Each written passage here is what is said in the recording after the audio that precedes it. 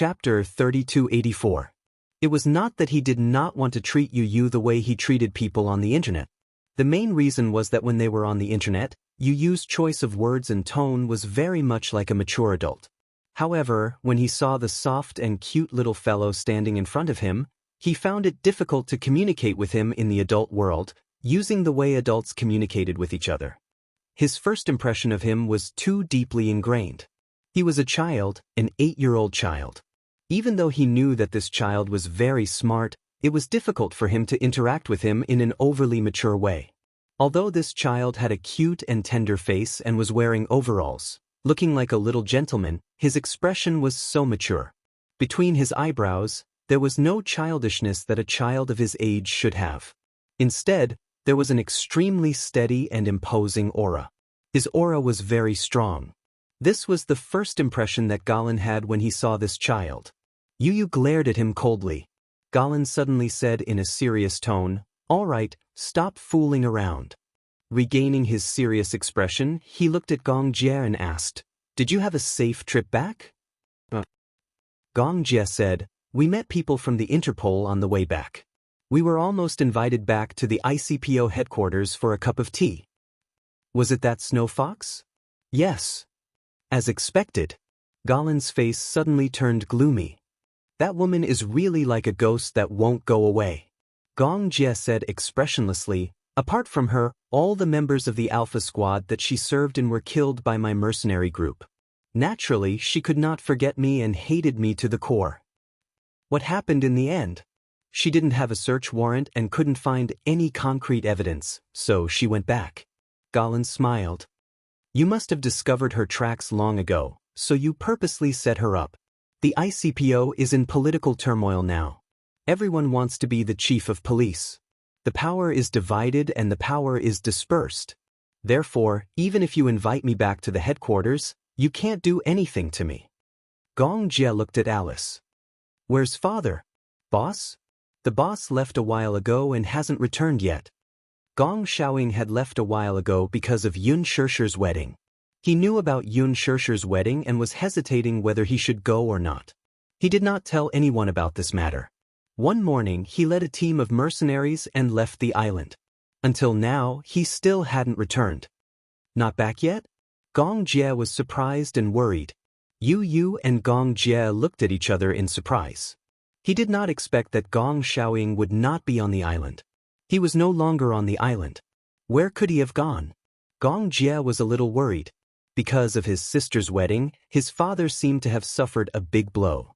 He didn't know where he went or if he was in any danger. Alice said, "Don't worry, the boss is fine. I received news yesterday that the boss went to the Middle East." Xianxia was puzzled. What is he doing in the Middle East? During this period of time, there has been a lot of fighting in the Middle East. There's an order that needs to be negotiated. Galen continued, "Since you're not around, the boss went personally. In that case, when will he be back?" "I don't know. He didn't tell us the exact time, but I've already sent a team to protect him." "Yeah, don't worry." Chapter 3285. At the same time, the Bahamas. Yun Shishir was lying on a beach chair, basking in the sun leisurely. The climate in the Bahamas was warm. Here, there was no autumn or winter. It was very warm all year round. Since she was here, she did not want to leave. Originally, the Bahamas was only the first stop of their honeymoon. Wuxia only planned to stay for 5 days. However, on the 5th day, Yun Shishir had no intention of leaving, so he just let her be. After all, she was the main focus of this honeymoon. On the first day of their arrival in the Bahamas, Wuxia took her to try riding a white horse. On the second day, she woke up very early. Under Wuxia's special training, she finally learned how to ride a horse. However, the so-called learning was because Wuxia never left her side. She rode the horse while he held the reins and led her along the beach. Yun Shishir was quite confident that she would definitely learn how to ride a horse. Even if he did not accompany her, she would be able to control it easily. However, would a certain man let her go? Therefore, when Yun Shishir's 5th request to ride a horse alone was rejected, she was suddenly unhappy. "You're looking down on me. Do you think I'm very stupid? Is that why you're so worried about me?" I'm worried that you'll fall. How could I fall? I've already learned the little tricks you taught me. Yun Shirshir did not give up. I also want to ride a horse for a round. Ever since I learned how to ride a horse, you've always been the one holding it. It's not fun at all. The man said, if the horse starts to run, it will definitely lose control when it meets an inexperienced rider. If it falls and hits its head on the ground first, it won't be as simple as a broken leg or arm. Yun Shirshir stopped talking. On the fourth day, Yun Shirshir was addicted to diving again. Mu Yaja had a diving permit. He knew a little about photography, so he took some pictures while diving. Yun Shirshir saw them and yearned for them. It turned out that the underwater world was so fascinating. She had a yearning to explore all the unknown things. So she said she wanted to dive. Diving required a license before one could dive independently. However, if one did not have a license, one could also dive in a famous diving spot like the Bahamas. However, one would not be able to go that deep. There was a professional coach on the island. Yun Shirshir first learned simple breathing techniques and ear pressure balancing skills from the coach. Then she put on a diving suit and entered the water. Mu Yaja also changed into a diving suit, held her hand, and dived into the water. Yun Shirshir had a deep impression of her first diving experience. The feeling of going into the water for the first time left a deep impression on him. Silence. It was as if the noisy world had suddenly quieted down. Other than the hissing sound of his breathing apparatus, he felt as if his entire body was floating in the water. This feeling was very strange. Originally, he was on land, and because of the gravitational pull, his center of gravity was very strong. It was also different from bungee jumping, where the feeling of falling into the air was unsettling. In the water, his entire body had lost its center and was floating. The heavy equipment on his back did not feel any weight underwater. He could not even feel the weight of his equipment. Chapter 3286. The resistance of the seawater was very strong, so it was impossible to be as agile as walking on land. It was Yun Shirshir's first time diving underwater. Such an unfamiliar environment and feeling would make one nervous. However, once one got used to it, one would find it very exciting. Moreover, there were many mysterious areas waiting for her to explore. The coach said 70% of the Earth's surface is ocean, so if you master diving, you can set foot in places that most people can't reach in their lifetime. This was an indescribable sense of accomplishment. This area of water was not deep. 6 meters below, one could vaguely see the bottom of the sea. Mu Yaja held her hand and brought her to the bottom of the sea. What came into view was a large area of breathtakingly beautiful corals. Some were in the shape of embroidered balls, while others were in the shape of tree branches. They swayed along with the seawater, looking exceptionally beautiful. Schools of fish swam past in groups. She couldn't tell what kind of fish they were, but they were very beautiful. Everything was so magical. Even when they returned to the shore, she still felt unsatisfied. She wanted to play again, but was not allowed. However, for a beginner, the first time in the water, they couldn't stay in it for too long. Otherwise, their physical fitness wouldn't be able to keep up. Yun Shirshir suddenly realized in annoyance that in this world, what she understood, saw, and knew was still very little. In comparison, Mu Yaja was more knowledgeable and had seen this vast world. His rich experience was something that she could never hope to reach. At night, after dinner, Yun Shirshir leaned on the balcony. From her angle, she could see the beautiful view of the sea at night. At night, the moonlight shone on the surface of the sea, making it sparkle. On the surface of the sea, some microorganisms floated on the surface, emitting a beautiful light like starlight. Mu Yaja hugged her from behind. He rested his chin on her shoulder and said softly, "What are you thinking about?" "I'm looking at the sea." Yun Shirshir sighed from the bottom of her heart. "It's so beautiful."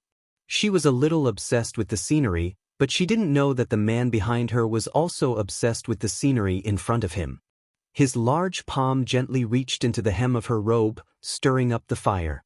She grabbed his wrist, but he was dissatisfied with her interference and gripped her waist, forcing her to turn around and face him. A certain man snorted and asked unhappily, "Is the scenery that good?" "Of course, Yun Shirshir smiled and said, "Hubby, do you know?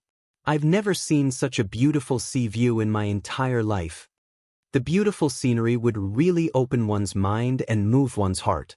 At the same time, they would sigh at the beauty of life and be able to see such beautiful scenery." Mu Yaja pressed his forehead against hers and gently pecked her lips. His gaze was affectionate as he said, "You've been playing like crazy these past 2 days. It's rare for the two of us to be alone. Moreover, it's rare for me to have the chance to see so many beautiful sceneries." Pausing for a moment, Yun Shirshir suddenly curled her lips and said, "I thought I might never see him again in this lifetime." Therefore, she was even more grateful to Muyaja. She was grateful to this man for giving her a new life and allowing her to see such beautiful scenery again. "What nonsense are you saying?" Chapter 3287. His words undoubtedly made her heart flutter. She couldn't help but smile. "With you around, no matter where I go, it's a vast world." Her smile was really alluring and charming. Especially her charming eyes, it was as if there was an electric current in them, igniting a certain man's hidden desire. He hugged her tightly and bowed his head. Everywhere he looked, the details were unbelievably beautiful. Hugging her waist, he could feel her white and soft skin through the thin material of her clothes. Recalling the wonderful taste he had tasted in the morning, he began to feel restless. Just thinking about it wouldn't be enough to satisfy him. Hence, he put it into action. He pressed her against the railing, bent his head, and sealed her delicate red lips. Even without lipstick and lip balm, her lips were still charming. When he kissed her, it was soft and tender like tofu, but it didn't have the fishy smell of tofu. It was like cherries, but it was softer than cherries. It was like jelly but sweeter than jelly, tempting him to go deeper. Mu Yaja desperately wanted to occupy more of her beauty, but he restrained himself, worried that if he was too rough, it would affect her experience. After marriage, his awareness and sense of responsibility as a husband was awakening. In the past, he had always been the master of the world in bed. When he wanted to sink, only he had the right to stop and continue.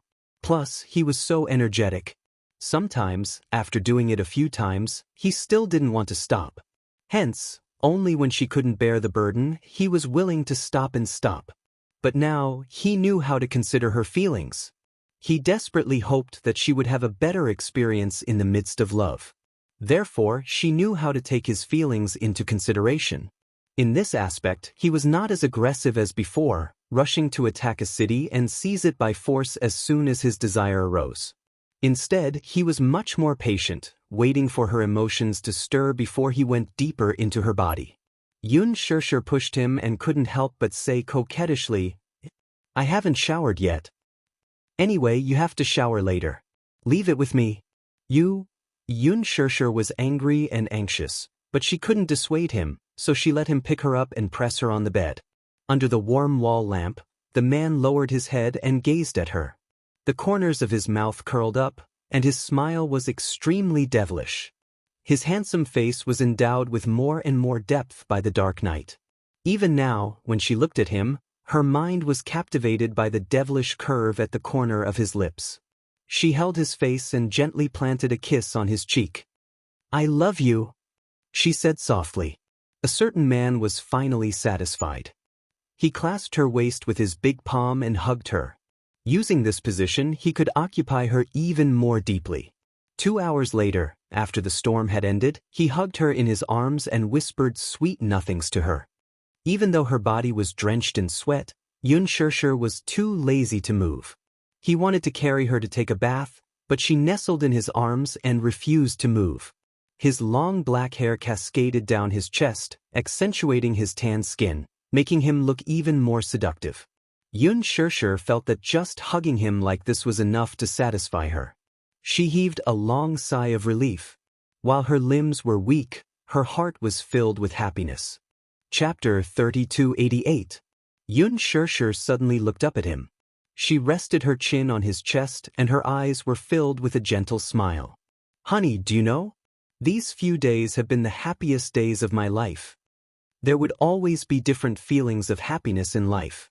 She used to think that having Yu and Xiao Yichen was the happiest thing in her life. But in fact, for a woman, only being loved, respected, protected, and taken care of by a man, that was true happiness. She was very lucky to have met him and received such happiness. Mu Yaja hugged her tightly, but he saw that she was thinking of something and frowning slightly. He didn't know what she was thinking about. "What are you thinking about?" "I'm thinking," Yun Shirshir suddenly sighed. I'm thinking about my father." Mu Yaja responded but didn't say anything else. Yun Shirshir suddenly held his big hand uneasily and interlocked her fingers with his. She said worriedly, "Aren't you worried that he will do something to you?" "Worried about what?" Mu Yaja didn't think much of it. There's nothing to worry about. To him, the most important thing was not the Xianxia financial group, nor was it his billion-dollar wealth. It was his wife, his 2 sons, and his cute little daughter. These 4 people were his reverse scale. If they touched them, he would be angry. However, Gong Xiaoying wouldn't pose such a threat to him. One was his biological daughter, the daughter that Mu Qingqing, the woman he loved most in his life, gave birth to for him. One was his granddaughter, and the 2 little guys were also his grandsons. Even a vicious tiger wouldn't hurt its cubs. Moreover, he could see how eager Gong Xiaoying was to reunite with Yun Shirshir at the wedding that day. How could he do anything to hurt her? In that case, he had nothing to worry about. He knew very well that if the Hurricane Group really wanted to deal with him, then the destruction of the huge Xianxia financial group was just a matter of time. However, he wasn't worried. Yun Shirshir, however, was worried sick. Even though Gong Xiaoying was her biological father, she had never spent a single day with such an intimate man. She didn't know what kind of personality this man had and what he would do in a fit of anger. She told herself that she would leave some leeway for this man, but if he did anything to hurt her family, she would never forgive him. "I'm worried that he'll deal with you." After a pause, she continued, "I don't know how he feels about me or how much he hates you, but I don't want him to hurt you. Some things won't happen just because you don't want them to. A stubborn man like him won't be appeased with just a few words from you." "Yes, I know," Yun Shirshir continued, "but I can do it. No matter what, I will stand by your side. No matter what happens, I will be with you. We'll never be apart." Mu Yaja smiled happily and held her hand tightly. "No matter what, we'll never be apart." She chuckled softly, cupped his handsome face, and gently leaned forward to plant a soft and light kiss on his lips. Chapter 3289. It was said that a honeymoon was the most romantic trip in 2 people's lives. During the honeymoon, Yun Shirshir threw all her troubles to the back of her mind. She did not ask any more questions and focused on enjoying the romantic honeymoon trip. After leaving the Bahamas, 2 of them went to the Maldives to relive the sweetness of the seaside. Before they got married, they had gone to the Maldives for a vacation. However, the feeling of traveling before and after the wedding was different. During their honeymoon in the Maldives, it was as if the entire sky was pink. They chose a waterhouse, a 7-star hotel. When they opened their eyes, they could see the endless ocean through the floor-to-ceiling windows.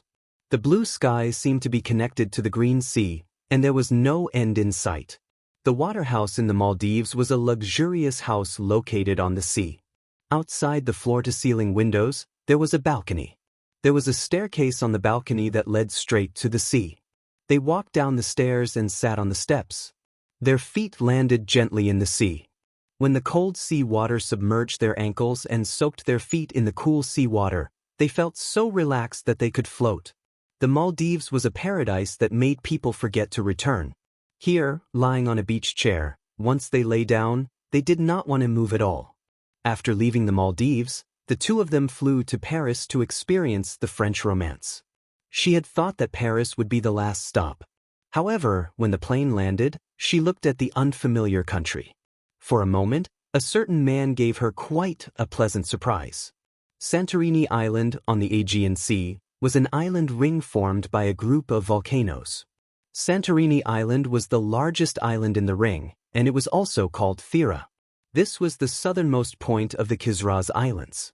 It was only 96 square kilometers and had a population of about 14,000 people, most of whom were Greeks. It was said that this was the most romantic place in the world. It was not a lie. Mu Yaji, How long are you planning for your honeymoon? Xianxia did not know whether to laugh or cry. However, a certain man emphasized seriously, a wedding is a once-in-a-lifetime event. The same goes for a honeymoon. Why don't you take advantage of the honeymoon and enjoy the two of you more? As she listened, she was both touched and conflicted. She knew that this man had always wanted to make it up to her as much as he could. She also knew that this man was never good with words, but he had always done a lot for her. In the past, she didn't have much time. He also knew that in the future, the three children might not leave much time for the two of them. Therefore, he wanted to make it up to her as much as possible during their honeymoon. When the two of them ended their honeymoon trip, although they were reluctant to part, they were also worried about the three children, so they immediately returned. When she reached home, Yu was also home. He did not stay long in the hurricane group. He did not know when Gong Xiaoying would return. He stayed on the island for a few days, and Gong Jie brought him to familiarize him with some of the headquarters affairs. He was worried about Yueyao, so he came back as soon as possible.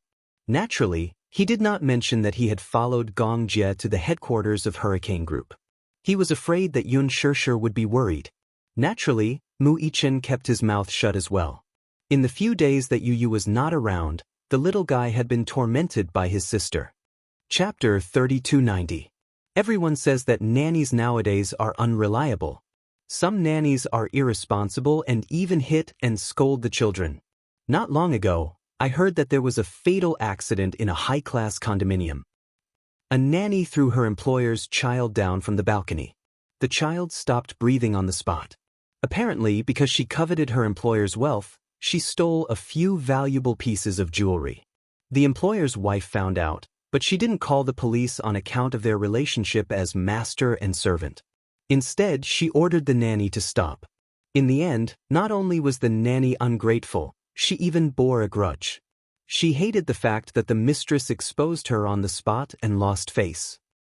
So, at night, when the master and mistress were asleep, the nanny secretly carried the child out of the nursery and threw her down from the balcony. Mu Yichen shuddered when he heard that. No one was allowed to touch a single hair on his younger sister. If his younger sister was abused like that, he would definitely break down. Therefore, even though the nanny came every day, Xiao Yichen was unfamiliar with many aspects of the house. Therefore, he couldn't leave the nanny's care.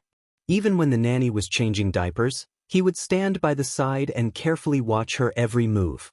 The nanny felt uncomfortable under his stare and was even curious as to why this child was so patient. If it were someone else's brother, he would have frowned in disgust and run away while his younger sister was changing diapers. He stood by the side and watched carefully as if he was afraid that she would abuse the little princess. The nanny even kindly advised him that there would be some smell when changing diapers and asked him to hide in the living room. He refused. Therefore, the nanny was helpless. She really couldn't understand this child's thoughts, so she simply let him be. When Xianxia came back, she was worried that the three children would cause a scene at home. However, she didn't expect that Yueyao would become fair and chubby. On the other hand, Xiao Yichen had lost a lot of weight. Wasn't that right? In the middle of the night, she was awakened by Yueyao's cries. She got out of bed and made some milk. When the milk was cold, she fed it to Yueyao. By then, the sky outside the window was already turning slightly white. When she went back to bed and lay down, it was already past 9 in the morning, and the nanny came to report on time. At this time, he often didn't dare to sleep. He had to wait until the nanny left and he guarded the crib before he could finally sleep peacefully. At night, he would wake up on time to breastfeed, change diapers, and play with his sister. Taking care of a child was not an easy task for an adult, let alone an 8-year-old child. However, such a price was not paid in vain. Because Xiao Yichen had been taking care of Yueyao for half a month, his sister was very close to him. Between Mu Yaja, Yu, and Xiao Yichen, she was more inclined towards Xiao Yichen's embrace. Sometimes, when Mu Yaja was carrying little Yueyao, Mu Yichen would pass by. When the little guy saw him, he would open his arms and ask Xiao Yichen to carry him. He would even kick him with his short legs and insist that his older brother carry him. At this time, Yu would walk over and pretend to be Xiao Yichen to carry her. However, Such a young child was able to distinguish between the two children so clearly. He didn't want Yu anymore. He wanted Xianxia wholeheartedly. Chapter 3291. The poor father and son pair, Yu and Wuxia, had suddenly lost their favor in front of the princess. They were depressed, disappointed, and aggrieved. They felt quite indignant in their hearts as well. Tell me, Wuxia, what did you do? Our sister doesn't want me anymore. Yu complained to Wuxia. The latter replied nonchalantly, it's no use being jealous. Our sister likes me the most now. Ha! With that, the tables had turned. Wuxia, who had suddenly gained favor, was now full of himself. Yu gritted her teeth in anger, but there was nothing she could do. She could only brush her face in front of Yueyao every day, change her diapers, and wake up at night to feed her. However, no matter how diligent she was, she did not seem to have won over much affection from her. It was as if her image had been fixed. Xianxia's position in Yueyao's heart was now extremely stable. Yu was furious, but there was nothing she could do. Wuxia also tried his best to salvage some of his image in Yueyao's heart. However, reality proved that Yueyao's feelings for Xianxia could not be broken by anyone.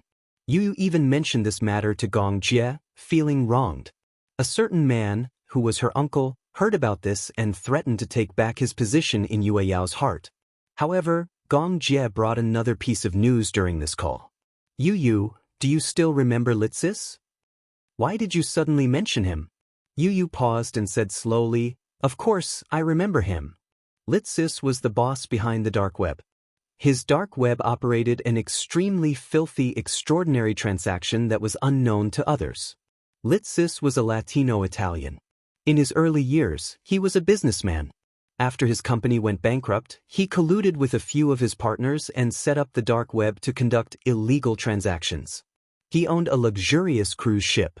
Every month, he would hold a grand party. However, such a grand party was not as simple as one would imagine. Every time he held a party, he would invite all the powerful and wealthy aristocrats from all over the world to hold a special auction on the cruise ship. However, such an auction was not a simple one. He was selling young girls. Through the dark web, his subordinates collected young girls from all over the world and kept them captive on the cruise ship. During the party, these girls would be dressed up and displayed in turns. They would be auctioned off and sold to the highest bidder. As for what to do with these girls after they were bought, it was none of his concern. However, most of the young and beautiful girls ended up as sex slaves, and their fates were miserable. Back then, the destruction of Daitis's dark net was also an accident. Yu could not stand such a cruel auction method, so he used advanced black technology to hack into his dark web. He blocked his IP and destroyed his customer information group. Daitis was furious. How could he let such a provocation go? He harbored hatred in his heart. He threatened to teach Yu a lesson. Xianxia also knew about this. Back then, Yu destroyed Daitis's dark web. Xianxia knew how painful it was for him. During this period of time, Daitis has been very restless. You have to be careful. I'm worried that he will take revenge on you and attack you. Don't worry. Yu's mind was filled with things related to Yueyao. He could not hear anything else. Chapter 3292. A month later, Xianxia unexpectedly received an invitation to the National Drama Awards ceremony. The National Drama Awards ceremony was the most prestigious award ceremony in the domestic entertainment industry. To be able to win the highest honor, it meant a high popularity, a good reputation, and a broad national recognition. Popularity alone was far from enough. The previous Best Actress and Best Supporting Actress awards were all about popularity and capability. Even young actresses like Yang Mi and Lin Ji, who had good acting skills and popularity, could not gain much in such an award ceremony. In the past, the Best Actress award winners were all veteran actors in the entertainment industry. Most of the winners were older. These seniors had been in the entertainment industry for many years. Most of them came from professional backgrounds and had settled down in the industry for many years. They had many outstanding works and were extremely capable. Only those who were able to win such a prestigious award would be able to do so. This was the highest honor that many could only dream of. Therefore, When Xianxia received the invitation and learned that she had been nominated, she was a little surprised. According to the invitation of the organizing committee, her role as Qin Yuyan was nominated for Best Supporting Actress in the National Drama Awards ceremony. They hoped that she would be invited to attend the ceremony. Xianxia was inexplicably pleasantly surprised. She was surprised that her role was so popular. Qin Yuyan was a villain who was hated to the core. She did all kinds of evil and had a vicious heart. Usually she was not popular. Unexpectedly, she gained so much popularity on the internet. The netizens were deeply impressed by her superb acting skills. Nowadays, the netizens were very picky when they watched TV. It was no longer something that could be fooled by ordinary stars. Sometimes, even if one did not have good looks, as long as their acting skills were good enough, they would still be highly praised and popular among the netizens. Xianxia was a classic example. Her performance as Qin Yuyan was really bad.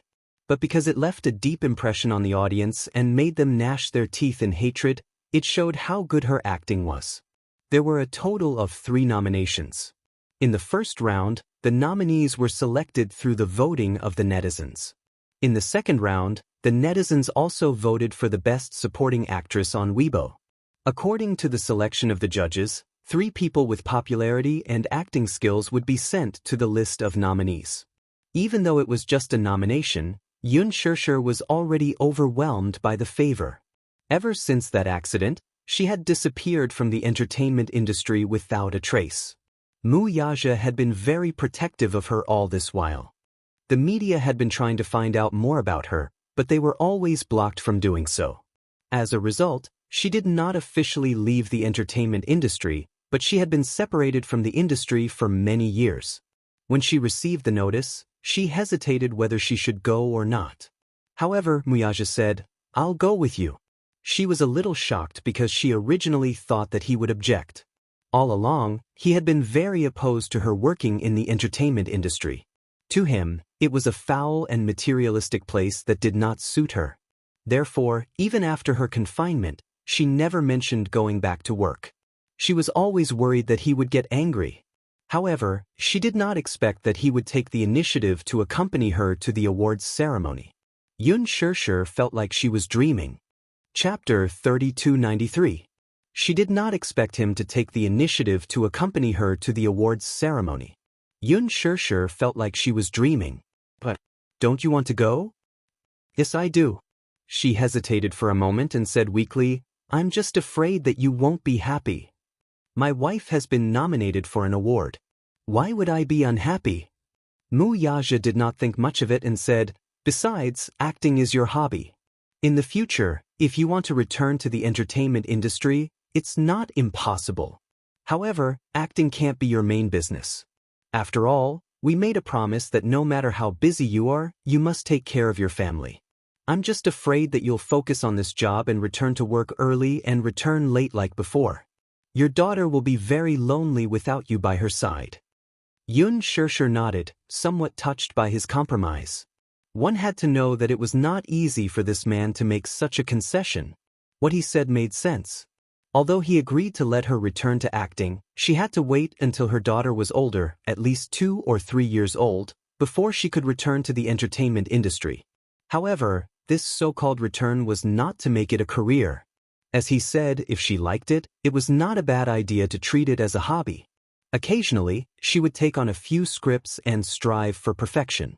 Filming 2 TV series a year, or 1 TV series or 1 movie, was already very good. She would be satisfied if she could pick good scripts and challenge different characters. Therefore, after receiving the invitation and discussing it with Wuxia, she replied to the organizer that she agreed to participate. When the organizer heard that she was willing to participate, they originally thought that she would refuse. Now that they knew that she was willing to participate, they heaved a sigh of relief and beamed with joy. When they heard that Wuxia would also accompany her and participate in the event as a sponsor, the organizer was even more excited. Just the title sponsorship fee alone was 10 million yuan. Xingyu Financial Group rarely appeared in front of the public in the form of title sponsorship. This time, the organizer was really flattered. Therefore, They patted their chest and promised that they would definitely make this National Drama Awards ceremony grand and spectacular. After it was confirmed that Xianxia would be attending the National Drama Awards ceremony, the media got wind of it. When they found out that Xianxia had the intention to make a comeback, they were all so excited that they made a move. However, unlike before when Mu Yaja protected Xianxia was interviewed by the media for the first time since that incident. The media was excited. However, before the interview he had already informed them in advance that it would be inappropriate to ask too many sensitive questions. It wasn't that he was deliberately avoiding anything. It was just that some questions wouldn't be answered even if they were asked. In order for the media to interview Xianxia, Qin Zhou gave them a draft of the interview in advance. The questions that could be asked and the questions that could not be asked were all marked in detail. However, even though the reporters had doubts in their hearts, they gladly agreed. Because in the past few months that Xianxia had disappeared without a trace, the public was too curious about her sexual orientation, her activities, and her every move.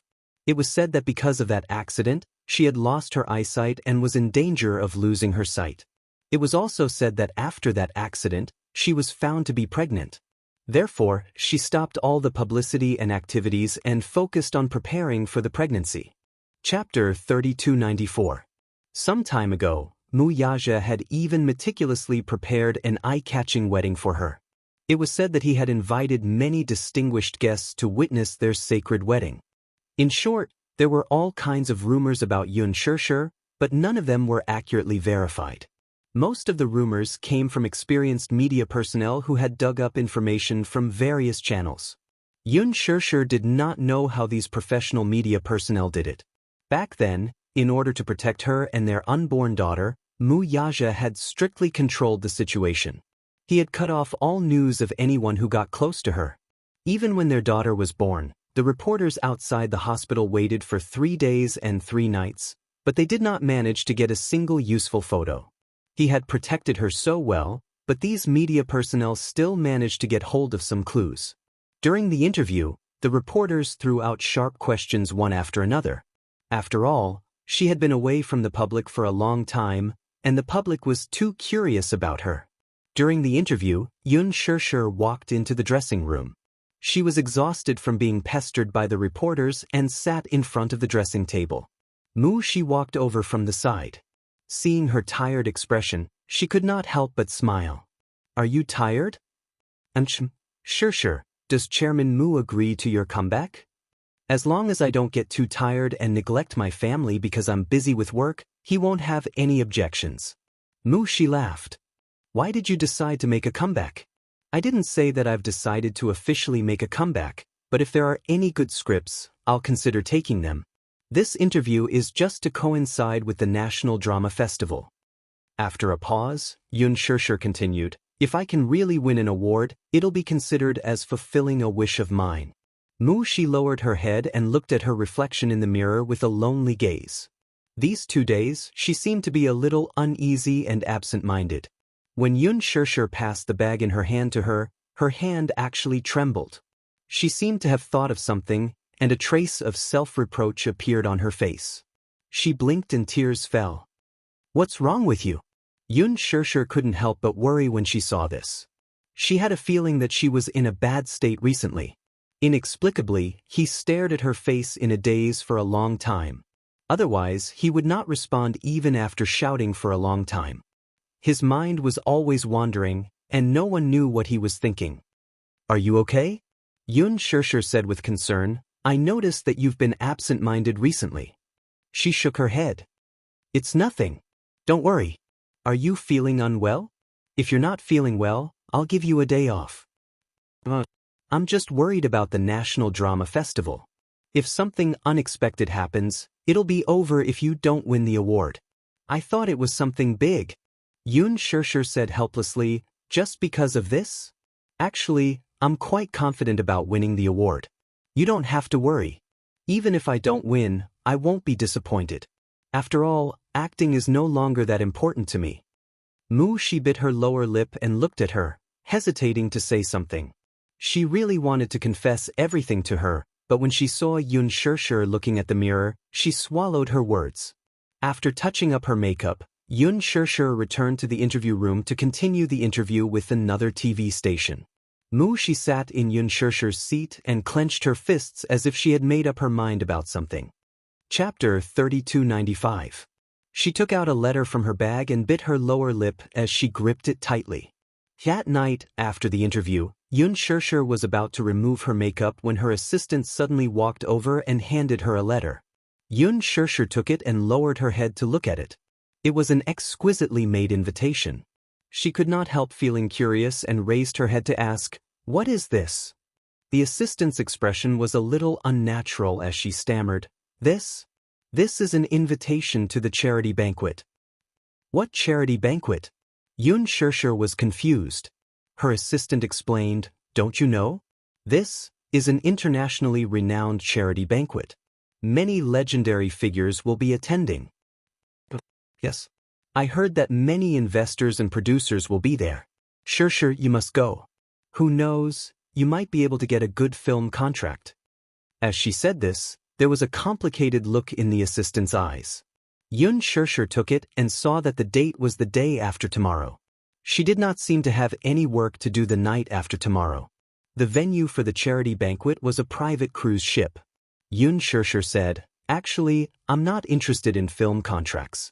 Help me reject them." "Are you really not going?" The assistant suddenly thought of something and deliberately said, "You can use your things to bid for the charity banquet.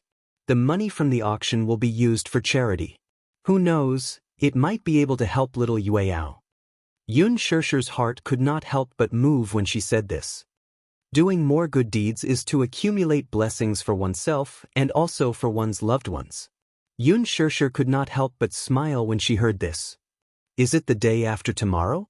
"Yes. Tomorrow is the National Drama Festival.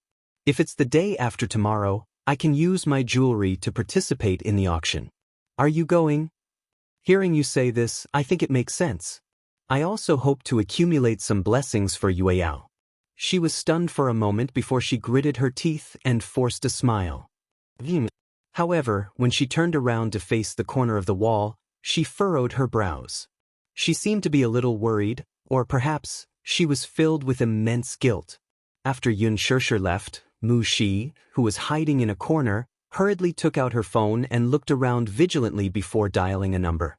It took a long time for the call to get through. She said anxiously, "Hello.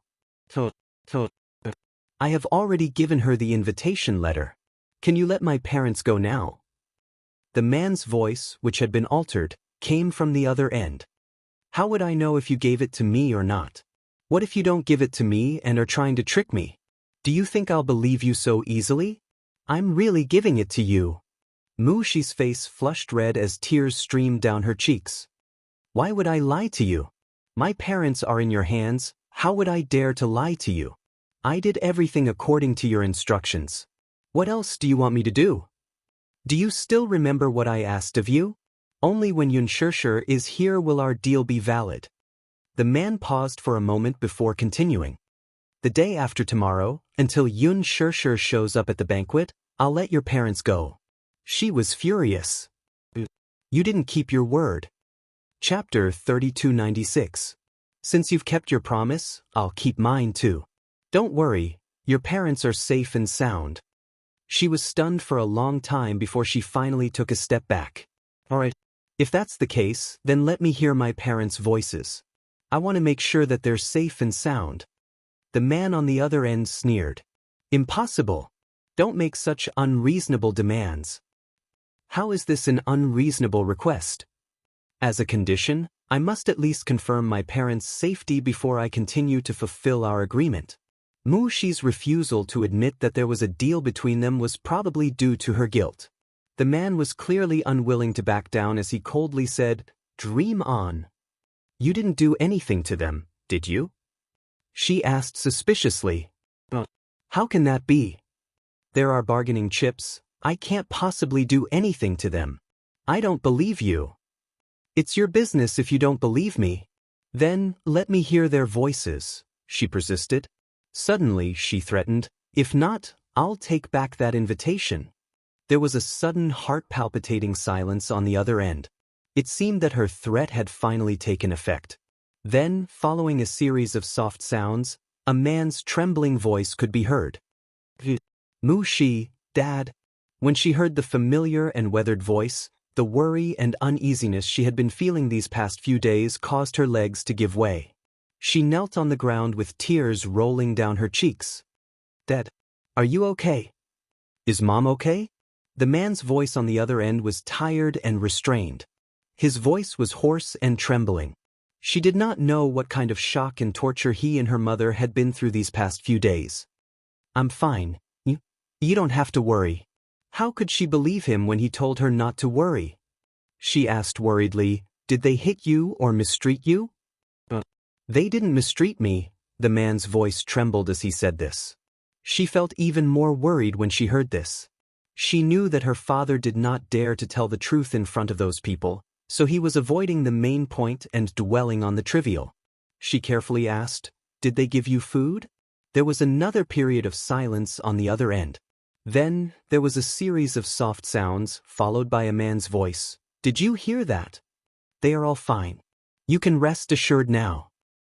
She gritted her teeth and was about to speak when the man said coldly, If Xianxia doesn't appear, you can forget about seeing them again. You know that too, right? It doesn't matter if you call the police or ask for help. If you dare, you can try. Is the police faster or my bullets faster? If you dare to leak a single word, don't blame me for being merciless. With that, the man hung up the phone. She covered her mouth in fear and bit her fingers as she sank into an endless state of panic. In the evening, Xianxia was in front of the wardrobe looking for jewelry. Yu leaned against the door and mumbled, Mommy, what are you looking for? There's a charity banquet the day after tomorrow. Prepare to attend it. Charity banquet? Why hadn't he heard of it? The charity banquet, as the name suggested, was a banquet with the theme of charity. Chapter 3297. The main purpose was to hold some auctions through this banquet. After deducting expenses, the proceeds from the auctions would all be used for charity. The proceeds from the auctions would usually be explained before the auction to explain what the proceeds would be used for. The proceeds could also be allocated and used through a foundation with credibility. If there was a charity banquet, Daddy should have received an invitation. However, he did not hear anything from him. Mommy, what are you going to auction? The first piece of jewelry to wear at the awards ceremony, Xianxia said. Oh, Mommy is going all out. Yu narrowed his eyes and teased. Of course. Xianxia opened a row of drawers in the cloakroom. There was a dazzling array of jewelry inside. She picked up a ruby necklace and smiled. Wear this necklace for the National Drama Awards ceremony. Then, when the charity banquet is held, we can auction this necklace. It will definitely fetch a good price. Mommy is so cunning. This necklace is worth more than 1,000,000 yuan. If you wear this necklace to the awards ceremony tomorrow, once you win the award, this necklace will also rise in value. Xianxia pinched his cheeks gently. Yu, how are you so smart? I want to ask Mommy this question. Yu smiled. How did Mommy give birth to me so smart? Ha! Xianxia was overjoyed when she heard this. Thus, she decided to wear this ruby necklace to the National Drama Awards ceremony. The National Drama Awards ceremony was held in Shanghai City. The night before the ceremony, Wuxia and Xianxia chartered a flight to Shanghai City. Before the ceremony, there would be a red carpet event. In order for his woman to appear on the stage of the ceremony, Wuxia specially hired a top-styling team so that she could appear beautiful on the red carpet. However, after going through childbirth, confinement, and a sweet honeymoon, Xianxia seemed to have put on some weight. She was 165 meters tall. In the past, she only weighed a little more than 100 kilograms. Now, she weighed 110 kilograms. Logically speaking, with such a tall stature, 110 kilograms wasn't a bad number. But for celebrities, managing their figure was one of the most important lessons. For celebrities, even if they gained half a kilogram, the difference was still huge. When she went to try on the evening gowns in the morning, there was a dress that Xianxia especially liked. In the end, she couldn't zip it up no matter how hard she tried. She took off the dress awkwardly, covered her face shyly, and smiled bitterly. In the past, wearing this dress would have been easy. However, after a honeymoon, a certain man fed her sausages, salads, steaks, and other sumptuous meals. She didn't dare to imagine what the media would say about her the next day if she appeared at the awards ceremony. He said that he had gained weight and that his figure was out of shape. Xianxia's heart ached just thinking about it. However, the good thing was that she had only gained a little more than 5 kilograms. Most of the weight was distributed on her thighs and hips. When she wore the dress, it wasn't that obvious. If the weight was on her face, she would be too ashamed to walk the red carpet. Chapter 3298. Even when she was preparing for pregnancy, her weight had shot up to 140 pounds, but her face was still very thin. What was even more fortunate was that many pregnant women would have stretch marks when they were pregnant. Only the heavens were kind to her and she didn't have stretch marks. After all, she was pregnant with the Yueyao. Her daughter felt sorry for her and didn't make her belly too big. In the end, after confirming the gown, Xianxia and Wuxia returned to the hotel. She collapsed on the bed and covered her face sadly. "I want to lose weight." This was the 28th time she said this tonight. A certain man didn't know whether to laugh or cry. "You're already married. Why are you still trying to lose weight?" Xianxia said in all seriousness, "I want to become beautiful." The man's lips curled into a smile. "Pretty? Who are you trying to make beautiful for?" "For you to see. If it's for me to see, then it's not necessary. Even if your figure goes out of shape and you have a big belly, I won't mind." When Xianxia heard this, she covered his thin lips in a panic. "Humph, don't say such things. It's inauspicious. What if it really comes true? Do you think I'm not fat enough?" "Inauspicious?" Wuxia was amused by her words. What kind of words was that? He grabbed her wrist and moved her little hand away from his mouth. Raising his handsome eyebrows, he said, "How is this inauspicious? It's not like I jinxed it. Whatever I say comes true." "But what if I really get fat? It's just a honeymoon. How did I gain 5 pounds? How did I gain so much weight?" "It's okay." Wuxia kissed her fingertips. "I don't mind." "You don't mind, but I do." Xianxia pulled her hand away, turned around, and walked to the floor-to-ceiling window unhappily. She muttered to herself, "It's easy for a certain someone to say that. If that day really comes and I really get that fat, who knows if a certain someone will dislike me?" The floor-to-ceiling windows faced the sea. At night, under the reflection of the moonlight, the surface of the sea sparkled. The beautiful night scene made people calm down. Behind her, the man's aura closed in. He covered her from behind and pinned her down. His large palm clasped her waist and gently stroked it. "Why do I feel like you haven't gained much weight?" "That's because you treated me like a pig. When the time comes and you don't have enough food to eat at the end of the year, you can sell me for a high price." When Wuxia heard this, he couldn't help but be amused by her description. Was he being raised like a pig? Selling by weight? "I, Wuxia, am not down to the point of selling pork." "Ah."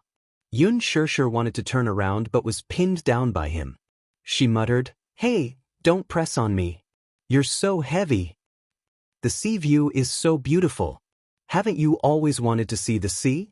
As he said this, his large palm clasped her waist and lifted up a corner of her skirt. In the end, she was carried to the bed and had sex with him. Naturally, it was a matter of course.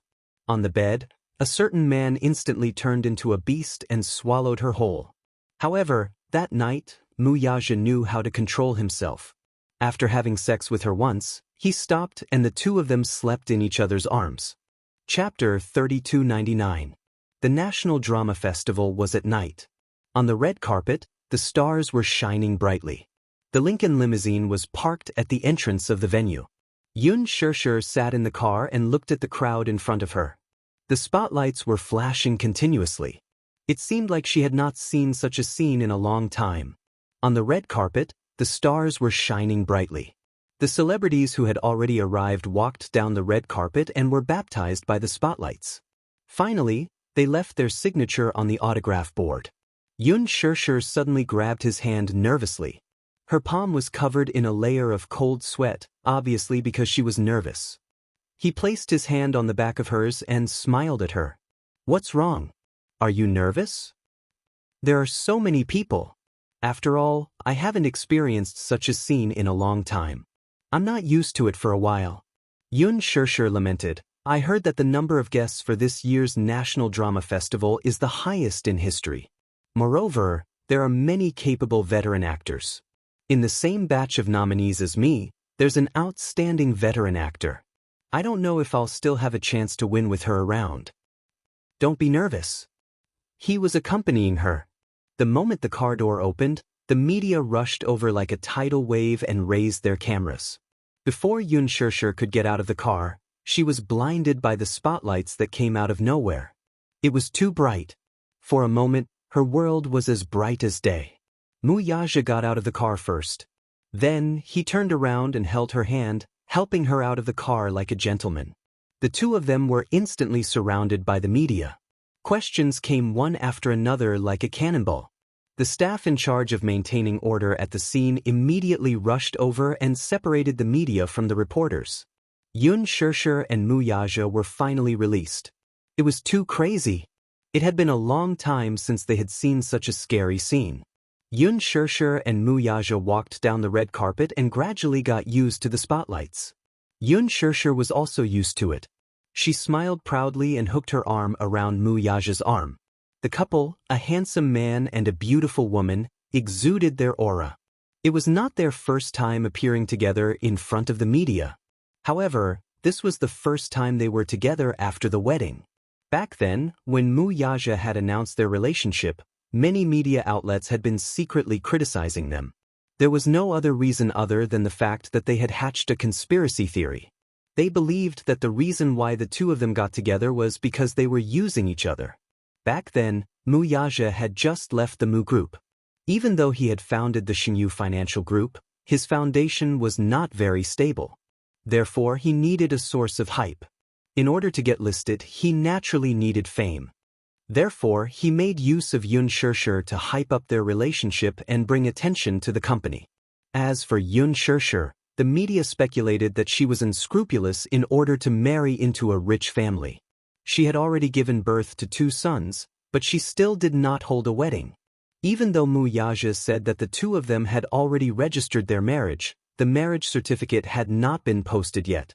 Who would believe it? Therefore, many people were not optimistic about this relationship. In a place like the entertainment industry, it was always the newcomers who were smiling and the old ones who were crying. It was not that there had never been an on-screen couple, but the more high-profile this love was, the faster it died. Back then, how high-profile were Wuxia and Xianxia? They participated in the reality show and even gathered a large number of fans. The fans named them the good-looking couple, which meant that the couple was very good-looking. Chapter 3300. It meant that both husband and wife were very good-looking and had a pair of adorable sons. Even the pair of adorable babies were very good-looking.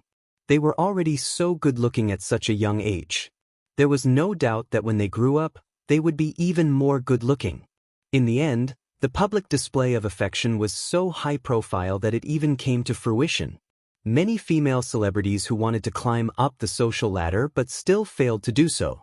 They were so jealous that their porcelain teeth were about to shatter. There was a female celebrity who was rather popular recently. The reason why she was popular was not because of her outstanding works, but because she and her rich boyfriend had been in a love marathon for 10 years and had given birth to a son and daughter. Now, her 3rd child was in her stomach, but marrying into a rich family was still far away. Her boyfriend was born in a prestigious family in the capital. In his family, his mother was the head of the family and had the right to speak. No matter how much this female celebrity tried to please her boyfriend's mother and even addressed her as mother-in-law on Weibo, she still did not care about her. It was obvious that she looked down on female celebrities in the entertainment industry, especially those who wanted to curry favor with rich families. Her 3rd child was a son. According to the rules, she should finally have a chance to marry into a rich family, right? In the end, after waiting for 10 years, her boyfriend's negotiation came. The children, including the unborn baby in her stomach, belonged to him. And a check of 200 million yuan was to be compensation. In other words, the Empress Dowager at home had given a strict order to not acknowledge her as a daughter-in-law. On the other hand, Xianxia was successful in both her love life and her career. She also had a pair of adorable sons and recently had a daughter. It could be said that it was a double blessing. Wuxia was famous in the industry for doting on his wife. Previously, when they were doing a reality show, another celebrity couple had participated in it. But it was easy to tell the difference between a fake love and a real love through the details. Even though that celebrity couple was lovey-dovey and throwing sugar in front of the camera, it could not compare to Wuxia's loving gaze in the behind-the-scenes video. He wasn't good with words, and he wasn't like the other couple who always said sweet things. His love for her was reflected in every small detail. Loving her was as natural as if it was carved into his bones. She had also become a part of his life. As soon as the two appeared on the red carpet, they immediately became the center of attention. Xianxia was too popular. Even though she had been recuperating at home for a long time, her popularity did not decrease in the slightest. When they found out that she would be attending the National Drama Awards ceremony, many fans traveled thousands of miles to Shanghai City to wait at the venue. They wanted to see their goddess, even if it was just a glimpse. When Xianxia and Wuxia appeared, the fans screamed excitedly. It was enough to shatter their eardrums. "Ah, Xianxia, we love you." The attractive couple. Xianxia's husband was here too. "Oh my God, Boss Mu is so handsome." Crazy screams, like the waves, rose and fell one after another. Xianxia held Wuxia's hand nervously. When she heard someone shouting "Boss Mu," she almost broke into laughter. "Did you hear that? Someone's calling you." Xianxia teased him on purpose. "I didn't expect your fans to be so crazy." Chapter 3301. Wuxia turned around and looked at the group of fans. With just one look, the crowd seemed to have exploded and screamed again. "Why do I feel that your fans are a lot crazier than mine? Don't tell me that these fans are all here for you." Xianxia was a little unhappy and said in a low voice. Wuxia didn't know whether to laugh or cry. Hearing her speak, he was full of jealousy. He said, "These are all your fans." Why? Xianxia didn't believe him. She didn't know whether to laugh or cry as she said, "I clearly heard them calling your name."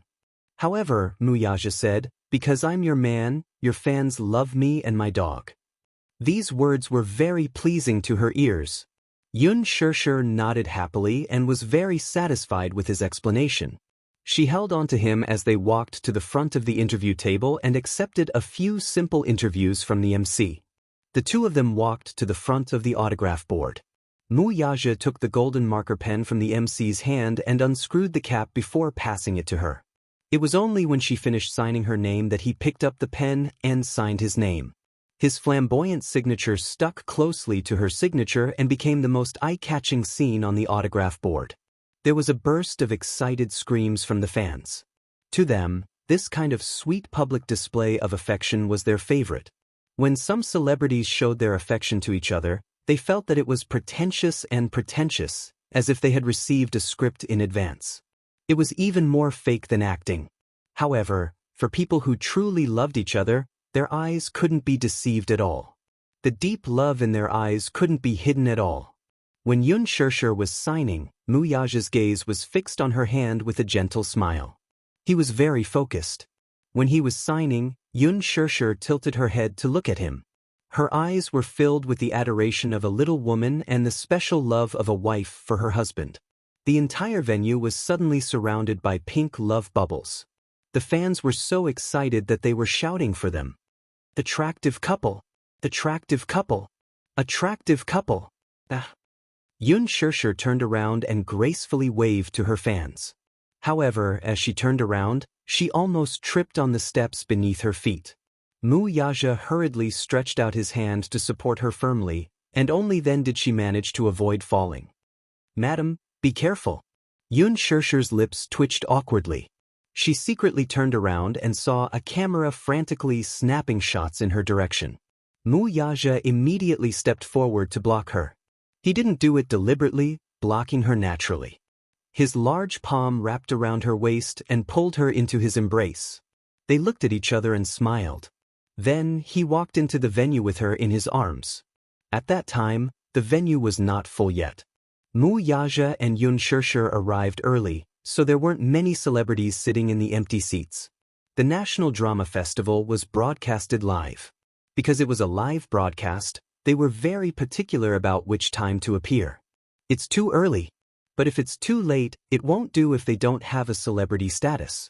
For such a live broadcast, the viewership ratings would gradually increase. If they appeared at the beginning, there wouldn't be an appropriate warm-up, so there wouldn't be many viewers. In this way, the exposure rate would be much lower. Chapter 3302. Some of the smaller celebrities had to spend a lot of money to rent their outfits. To be able to attend such an award ceremony, they had to fight for such resources for a long time. They had to squeeze their brains out to get a spot. If they appeared too early, wouldn't it be a waste of resources?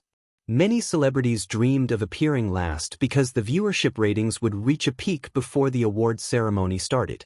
However, most of the people who appeared last were those with top-notch resources or powerful backgrounds. Most of them were A-listers. Hence, at a glance, Xianxia realized that the stars present were all veteran actors. These veteran actors, who had been acting for most of their lives, did not care about whether they would appear on stage sooner or later. They also disdained to compete with the younger stars for such ostentatious things. Hence, they arrived early. Out of courtesy, Xianxia went over to greet them one by one. Some of the veteran actors were seniors that she liked, so she respected them from the bottom of her heart. After the greetings, she returned to her seat and realized that the name tag beside her said Yang Mi, and Junimo was beside Wuxia.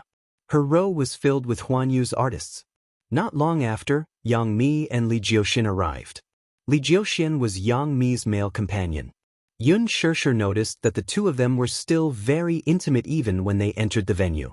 Li Jiuxian hugged her waist and looked at her with a gentle gaze that didn't seem like an ordinary friend's. Yang Mi was surprised to see Xianxia. She didn't expect to reunite with her at such an occasion.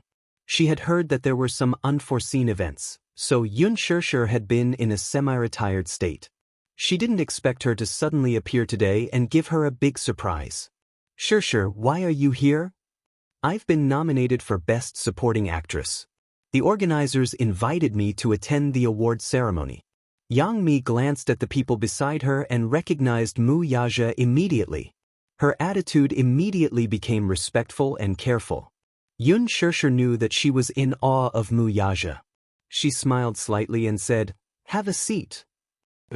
Yang Chang and Li Jiuxian sat down cautiously. Obviously, they didn't know that Wuxia would come as a guest, so they were a little nervous. Xianxia said, "The organizers are so considerate to arrange for you and Junimo to be by my side. They know that we are close." When Yang Chang heard this, her nervousness eased a little. She smiled and felt warmth in her heart. She was a little older now, so she was no longer as headstrong as when she first debuted. After many years in the entertainment industry, her personality had also been tempered. She said, "Xia, I really envy you. Look at you, how happy are you now? Kind people can also become very lucky. The heavens are really looking after you." Xianxia glanced at her, then at Li Jiuxian, who was sitting beside her, and suddenly asked, "Are you two dating?" Yang Chang's expression froze, and she immediately became embarrassed. Beside her, Li Jiuxian also became uneasy, but he didn't immediately deny it. Instead, he glanced at Yang Chang, as if he was following her advice. "How did you know?" She was indeed dating Li Jiuxian. The rumors that spread back then were true. She and Li Jiuxian fell in love with each other because of the movie. It was just that they didn't have a clear relationship, so they kept each other warm. Chapter 3303. After all, being a celebrity was a very lonely profession. Sometimes, they would be filming in a remote mountain forest for months without any contact with the opposite sex. Men and women were both emotional creatures with instincts and desires. It was inevitable that they would be unable to control themselves. However, after that, Yang Mi broke up with Li Jiuxian. She was career-minded and wanted to take advantage of her youth to try her luck. Moreover, Li Jiuxian was 2 years younger than her. Not to mention the outside world and fans, even she did not think highly of it and was hesitant. However, some time ago, Li Jiuxian and Yang Mi had worked together in another movie. Li Jiuxian could not let go of Yang Mi, so he started to pursue her passionately. Reluctantly, Yang Mi secretly dated him for a few months. She kept it a secret from the media, and her confidentiality measures were watertight. Even in the company, no one knew that they were dating. Hence, when Yun Shishir asked about this, Yang Mi was quite surprised. Yun Shishir smiled mysteriously. I can tell. You can tell? Of course. Li Jiuxian looked at her with a deep love in his eyes that was boiling hot. After walking the red carpet and entering the venue, they did not have to hold hands anymore. However, until they sat down, they held hands tightly. The dress that Yang Mi was wearing this time was especially restrictive. Hence, Li Jiuxian was worried and cautious, afraid that she would bump into something. This kind of thoughtfulness was only found between couples. Yang Mi was surprised by her keen attention to details. Beside her, Li Jiuxian nodded at Yun Shishir and Mu Yaja. Then he said to Yang Mi, there are a few directors and producers sitting over there. I'll go greet them and be right there. After Li Jiuxian left, Yang Mi's face revealed a sense of emptiness. When Yun Shishir saw this, she was a little surprised and asked, what's wrong? I'm a little hesitant. What are you hesitating about? Yang Mi turned around and looked at her. She confessed from the bottom of her heart, Shishir, do you know why I'm so envious of you? Because you have a love that makes others envious and jealous. I also yearned for it, but I felt a little hopeless when it came to love. I didn't dare to touch it. I was afraid that if I fell too deeply in love, I would inevitably get hurt. I started dating Aja because of this concern.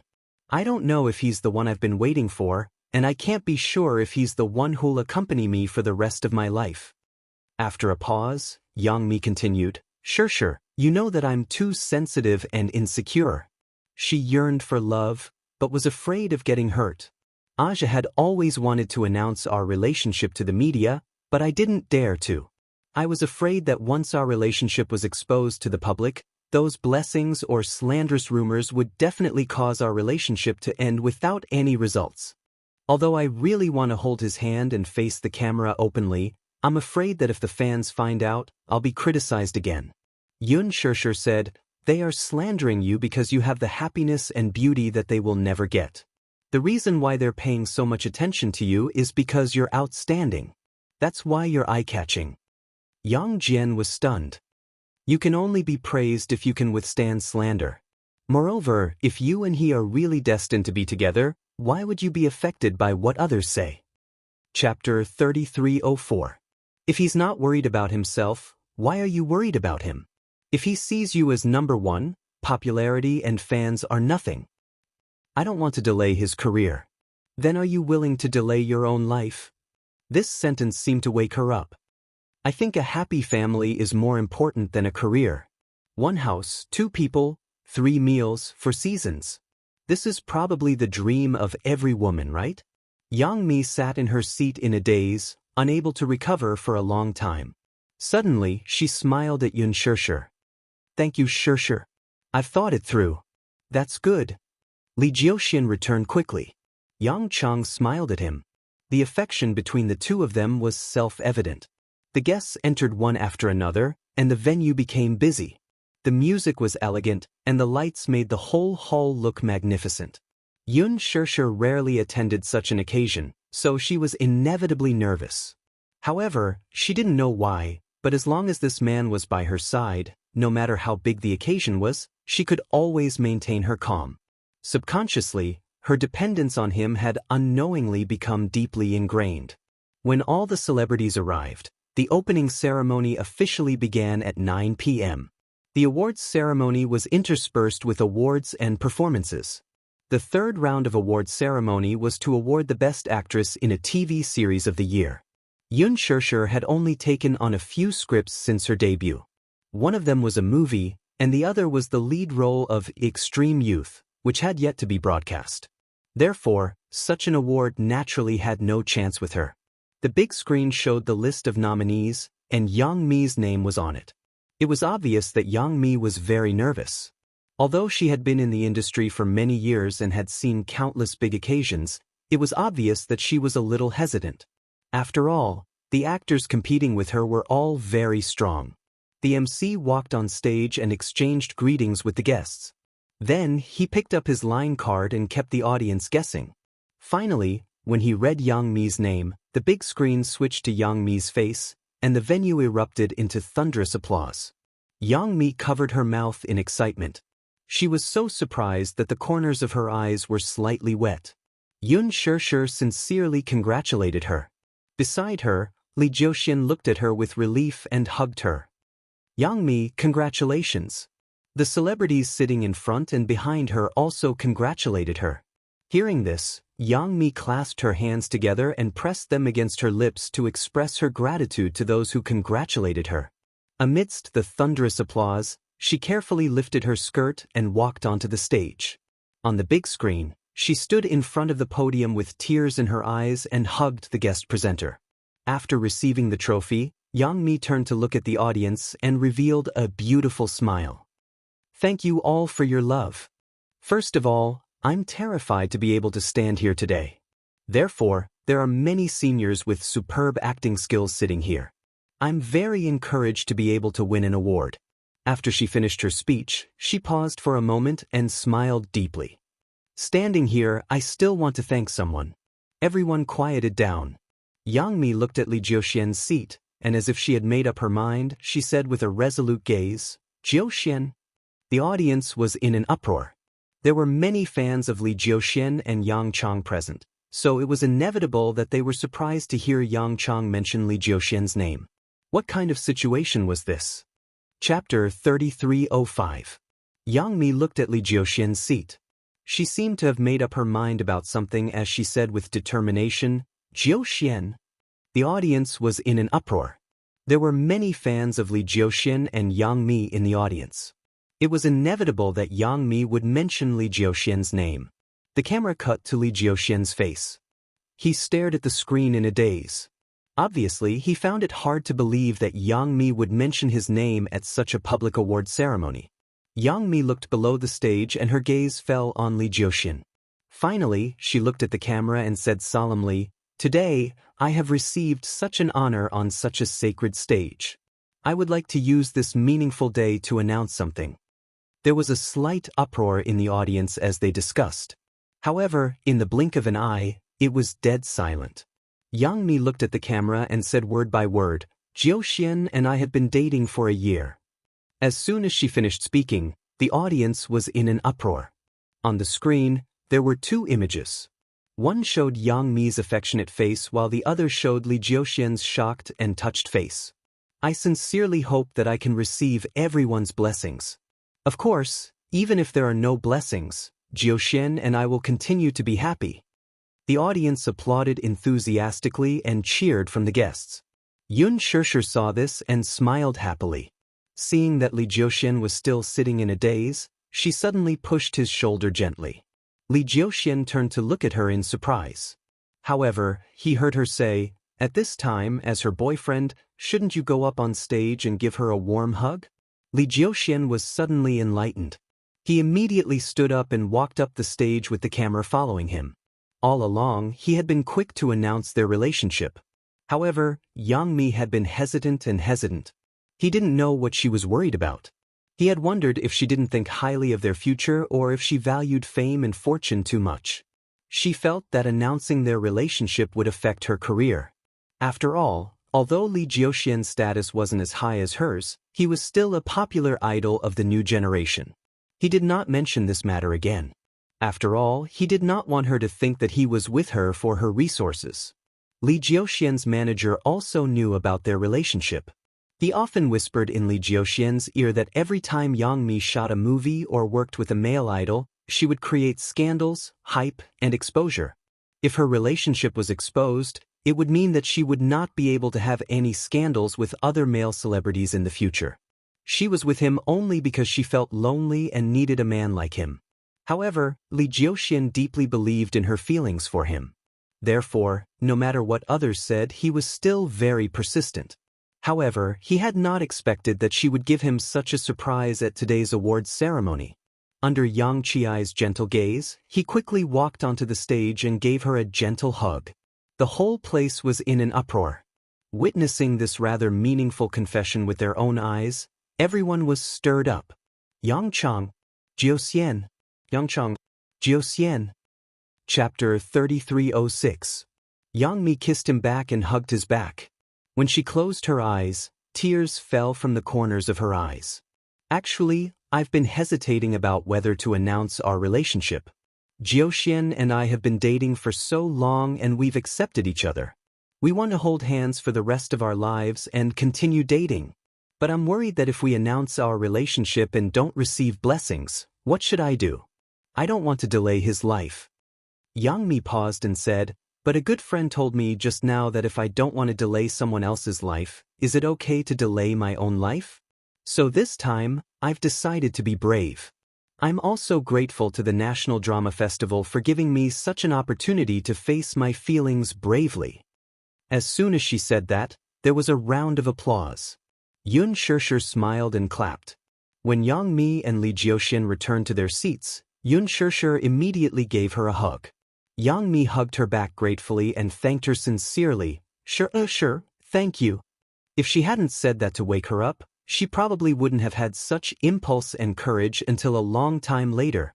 Sure, I wish you happiness too. Yang Mi returned to her seat. Yun Shishir was in a daze and seemed to be deep in thought. When she first met Yang Mi, she didn't have a good impression of her. At Huan Yu's annual cocktail party, her arrogance and unfriendliness gave her a taste of the hostility and unfriendliness of the entertainment industry. However, after interacting with her, she realized that Yang Mi wasn't a bad person. She was just a little selfish. The glory she had made her arrogant and unavoidably arrogant. But weren't humans selfish too? Instinctively, they resisted outsiders and guarded against them. She had been in the industry for many years and had some dark history, such as the unspoken rules and throwing herself at an investor. But now, after many years of settling down, Yang Mi's temper had been tempered and she was no longer as arrogant and despotic as before. Even when she was in confinement after giving birth, Yang Mi often came to visit and asked about her well-being. The most touching thing in life was to turn hostility into friendship. Yun Shishir was sincerely happy for her. Next, we will be presenting the Best Supporting Actress of the Year. Please look at the big screen. As soon as Yun Shishir's photo was shown on the screen and in the slideshow, the audience immediately went into an uproar. Many celebrities arrived a little late, so they did not see Yun Shishir on the red carpet. Therefore, when they saw the photo on the big screen, they were inevitably surprised. Didn't Yun Shishir disappear for a long time? Was she also at the awards ceremony? Some time ago, Yun Shishir's Lethal Beauty was replayed for the second time, and the ratings were still at the top. Many netizens left messages for Yun Shishir to watch it again. Even though the rebroadcast was not scheduled for prime time, but at 10 p.m., there were still many people waiting in front of the TV on time to watch it. The popularity of the ratings increased the value of many of the main actors. This time, because of Qin Changle's role in Lethal Beauty, Lin Ji became popular again. She was nominated for Best Actress, but she lost to Yang Mi. However, she didn't lose out. After all, with Lethal Beauty, Lin Ji's status was stabilized. Even her endorsement fees doubled. Lin Ji laughed even in her dreams. The MC returned to the front of the stage and picked up the card, but pretended to be mysterious. I think I saw a face on the screen that I haven't seen in a long time. Chapter 3307. There was a lot of discussion below the stage. Yun Shishir heard people whispering in the back row. Yun Shishir is here too? Why is her name in the nomination list? I heard that her popularity in the online voting is too high and she crushed the other candidates. But hasn't Yun Shishir disappeared for a long time? She wasn't in the voting list at the beginning. Many enthusiastic netizens left comments below and their voices were very loud. Only then did the organizers put her name in. In the end, she took the lead in the voting overnight. If she still doesn't get nominated, the audience will definitely suspect that there's something shady going on, right? But what's the difference between Xianxia's current state and retirement? If she wins the award but doesn't show up, won't it seem very insincere? Won't the other nominees feel uncomfortable? But if she doesn't win the award with her high popularity, she will definitely be suspected of being shady, right? If that's the case, won't the organizers be in a difficult position? Xianxia didn't come? Amidst the discussion, Xianxia couldn't help but feel a little nervous. She grabbed Muyaja's hand tightly and looked at the stage. The MC said in a deep voice, "Next, I'm going to announce the Best Supporting Actress list." Actually, in the National Drama Festival, the most valuable award besides the Best Actress Award is the Best Supporting Actress Award. Everyone must be very curious about who will be the final winner this year. After a pause, he pretended to be mysterious and said, "First of all, she's a very young girl. Secondly, she has a nickname in our fan group, Beauty of the Century. Although she has disappeared for a long time, her popularity hasn't decreased at all. She's the most popular among the new generation of young actresses. Moreover, with her acting skills, she has gained the recognition of many seniors." The final winner of the Best Supporting Actress Award for the 2017 Xianxia National Drama Festival is Xianxia. Applause broke out. On the stage, the camera on the big screen changed and landed on her calm face. Although she was a little surprised, this result was within her expectations. She was very confident that her acting skills would definitely be recognized. However, after confirming that she had won the Best Supporting Actress Award, she still couldn't hide her excitement. Even though she pretended to be calm on the surface, her trembling fingers showed that she was still very nervous. Xianxia is here. Oh my God, has she decided to return to the film and television industry? Impossible. The scene once again shifted to the man beside her. The audience was in an uproar. They had never thought that Muyaja would be there in person. It was said that the Xianxia Financial Group had invested heavily in the sponsorship of the National Drama Festival. However, no one doubted that Xianxia's award had anything to do with the sponsorship of the Xianxia Financial Group. This was the charm of acting. She had used her acting skills to convince the audience and the judges. She had won this award, which was what everyone expected and deserved. Let's welcome our Beauty of the Century, Ms. Xianxia, to the stage to receive the award. Xianxia stood up slowly. Yang Mi, who was sitting beside her, immediately stood up and gave her sincere blessings and a gentle hug. Li Jiuxian also gave her a hug. Xianxia lifted the hem of her dress and walked gracefully onto the stage. She took the trophy from the guest presenter and smiled shyly. Chapter 3308. The host smiled mysteriously and said, "I heard that Xianxia is not alone today." There was a commotion below the stage. On the big screen, the camera suddenly switched to Muyaja's face. When the latter saw his face suddenly appear on the screen, he raised his eyebrows in surprise and looked around. He was actually looking for the camera seriously. His small action was extremely cute in the eyes of everyone. The audience laughed knowingly. The fans were excited. They stood up, raised their light boards, and shouted in support. "Boss! Boss! The attractive couple! The attractive couple!" Muyaja and Xianxia were known as the attractive couple, and the fans affectionately called Muyaja boss. The reason was that Muyaja was the president of Xianxia Financial Group, the big boss. Therefore, they all gave Muyaja such a nickname. The host said enthusiastically, "Let's applaud a little more. Let's invite the CEO of Xianxia Financial Group to the stage, okay?" The applause was extremely intense. Muyaja widened his eyes in shock. He was a little surprised and hesitated whether he should go on stage or not. Xianxia took the microphone and pretended to be concise and ordered, "Come up." Muyaja immediately stopped smiling, stood up from his seat, and walked onto the stage.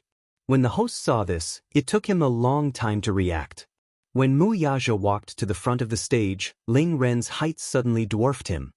He suddenly stood a little further away and said awkwardly, "It's not scary to be on the same stage, but it's awkward to be shorter." Ha! There was laughter below the stage. Facing the camera, Mu Yaja appeared very calm. He naturally hugged Yun Shishir and smiled without saying a word. The host teased again, "Mr. Mu, I saw you looking around below the stage just now. What were you looking for?" Mu Yaja's lips curled into a bashful smile. Yun Shishir immediately chimed in. "He's probably looking for a camera. How cute." The host continued, "But when Xiao Mu went on stage just now, he looked like a young daughter-in-law. Shishir, who has the final say at home between you and Chairman Mu?" "I have the final say." "She has the final say." The two of them spoke almost in unison. Pink bubbles suddenly floated in the air as the audience cheered. Among the celebrities present, there were quite a number of single people who could no longer keep their composure. This was clearly a public display of affection. That was too much. The host also smiled and said, "Since they said it in unison, it looks like it's true. I remember I saw in a news article that Xiao Mu appeared on camera at a financial conference.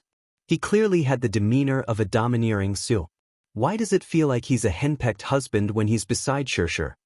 Mu Yaja started to lose his cool and protested, "No, no. Then let me ask you." The host asked, "Who has the final say at home?" Mu Yaja said honestly, "Madam has the final say." The host beamed and asked again, "Then, who has the highest status?" A certain big boss was obviously being led into a ditch, but he didn't realize it and still answered obediently, "Madam has the highest status." Yun Shishir covered her mouth and snickered. She felt that Mu Yaja was really too cute. The host asked again, "Who's in charge of earning money and who's in charge of spending money?" Big Boss Mu said again, "I'm in charge of earning money and Madam is in charge of spending money." Chapter 3309. The MC replied, "Oh." She smiled and shook her head. Then she turned around and asked the audience, "Do you think someone like him is considered a slave to his wife?" The audience cheered, "Yes." The MC asked Yun Shishir again, "Shishir, was what Mr. Mu said just now true? Are you basically in charge at home now?" Yun Shishir said reservedly, "Basically, I'm in charge of the small things and he's in charge of the big things." Mu Yaja added quietly, "There doesn't seem to be any big issues at home." When Yun Shishir heard this, she broke into laughter. The MC pressed on and asked, "Then, do you have a higher status in your family?" "A little, but just a little. In our family now, the one with the highest status is still the little princess." "The little princess?" The MC widened her eyes exaggeratedly and exclaimed, I haven't heard about it. When did you have a daughter?" "She's already 7 months old." 7 months. She's going to turn 1 soon. However, I think that Shishir has never exposed her daughter in front of the cameras to protect her. It's said that once a woman becomes a mother, she will gain the charm that only mothers have. I think our Shishir is a little different from before." Yun Shishir smiled. "What's the difference?" "The gentleness of a mother." Yun Shishir blinked and said, "Wasn't I gentle in the past?" The audience laughed knowingly.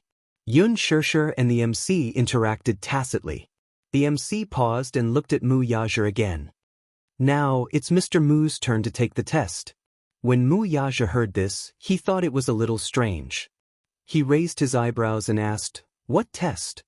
The MC pulled him aside mysteriously and said in a low voice, "After the little princess is born, in Mr. Mu's heart, is his wife or his daughter higher?" Mu Yaja said almost without thinking, "His wife." When the MC heard this, she snorted and looked like she didn't believe him. He turned around and asked Yun Shishir, "Shishir, are you satisfied with his answer?" Yun Shishir snickered and said, "This answer doesn't count." The MC was interested and raised her eyebrows. "There's something fishy." Yun Shishir raised the microphone and replied, "At home, he will dote on his daughter." "What about the 2 young masters?" "He will especially like daughters more, so in his heart, daughters will definitely have a higher status." Mu Yaja's lips curled into a helpless smile as he wiped the corner of his lips with his fingertips, not knowing whether to laugh or cry. There was an uproar. To everyone's surprise, though, the man actually preferred his daughter over his son. The host smiled and said, "It said that this daughter was her father's lover in his previous life." Yun Shishir smiled shyly, but Mu Yaja continued, "In my heart, Madam is still the most important. Because now, all the happiness I have is because of her. I'm very lucky to have her in my life. She just happened to appear in my world at the right time." Chapter 33:10. Mu Yaja smiled as he hugged the back of her neck and planted a kiss on her forehead. "Congratulations. Congratulations, my wife." Yun Shishir was so touched that she almost cried. She hugged him tightly, surprised and happy. Until the two of them walked off the stage hand in hand, the crowd's envious gazes followed them. Lin Ji's eyes were filled with jealousy. However, jealousy was one thing. After experiencing some things, she had calmed down a lot. She knew that no matter how unwilling she was, some people should not be touched. After all, she knew that, while Yun Shishir was weak, the man behind her was not to be trifled with, and he was definitely not a good person. Yun Shishir was his reverse scale and his Achilles heel. She would not do anything stupid again. After all, she had learned her lesson. Lin Ji turned away and did not look at her. Returning to her seat, Yang Mi looked at her with tears in her eyes and gave her a warm hug. "Shishir, you're so lucky. I wish you the best too. Congratulations." "Thank you." Yun Shishir glanced at Yang Mi and Li Jiuxian and asked, "How about you two? Since you've announced your relationship, when do you plan to get married?" Li Jiuxian smiled gratefully. He had heard from Yang Mi that it was Yun Shishir who gave her the courage to announce it on such a sacred occasion. He held Yang Mi's hand and smiled at her. "There's no rush. After all, we've just announced our relationship. If we get married immediately, the fans will be unprepared. Moreover, I promised Mi Fu that I would give her a sacred wedding. No matter how big or small, we need to prepare seriously. This can't be rushed."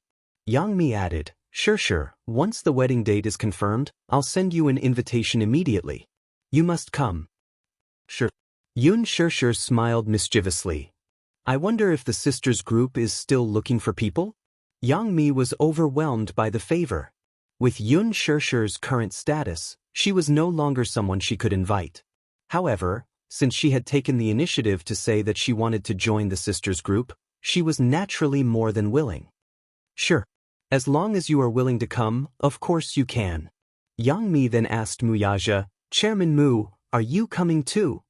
"If she's going, I'll naturally go too." "What an honor." In front of Mu Yaja, Yang Chang finally relaxed a little. After the National Drama Festival ended, many celebrities rushed to accept media interviews. Yun Shishir was tired, so she turned down the interview and took a private jet back to Jingdu that very night.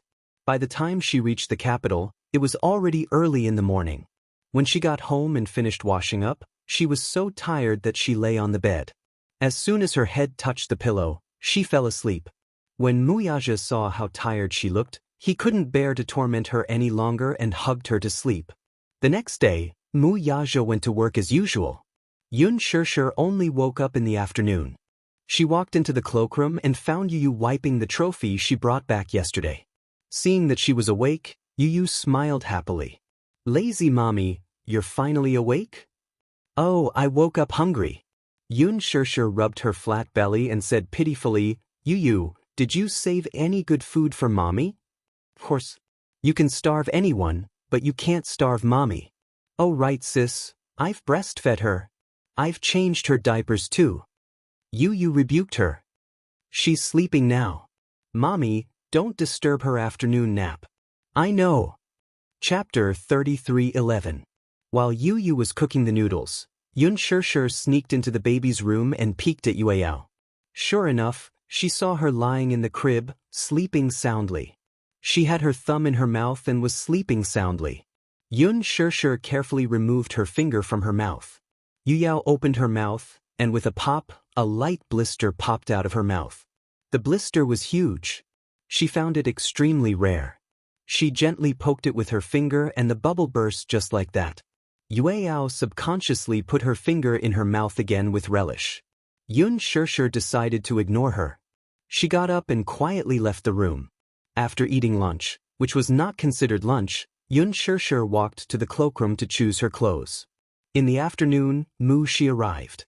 Yun Shirshir had already prepared everything.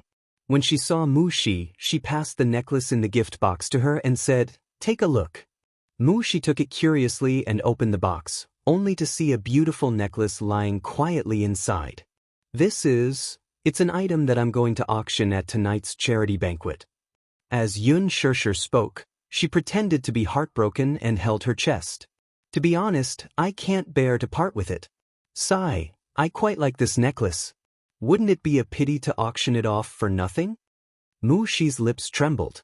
She looked up at Yun Shirshir and opened her mouth to say something, but no words came out.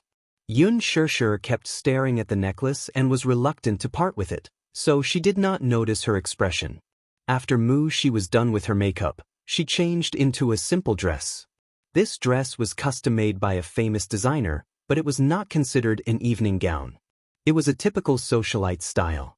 Attending a charity banquet did not have to be considered glamorous, but it was fine as long as one was steady and appropriate. After all, this was not an award ceremony. The focus was on the scenery and decency.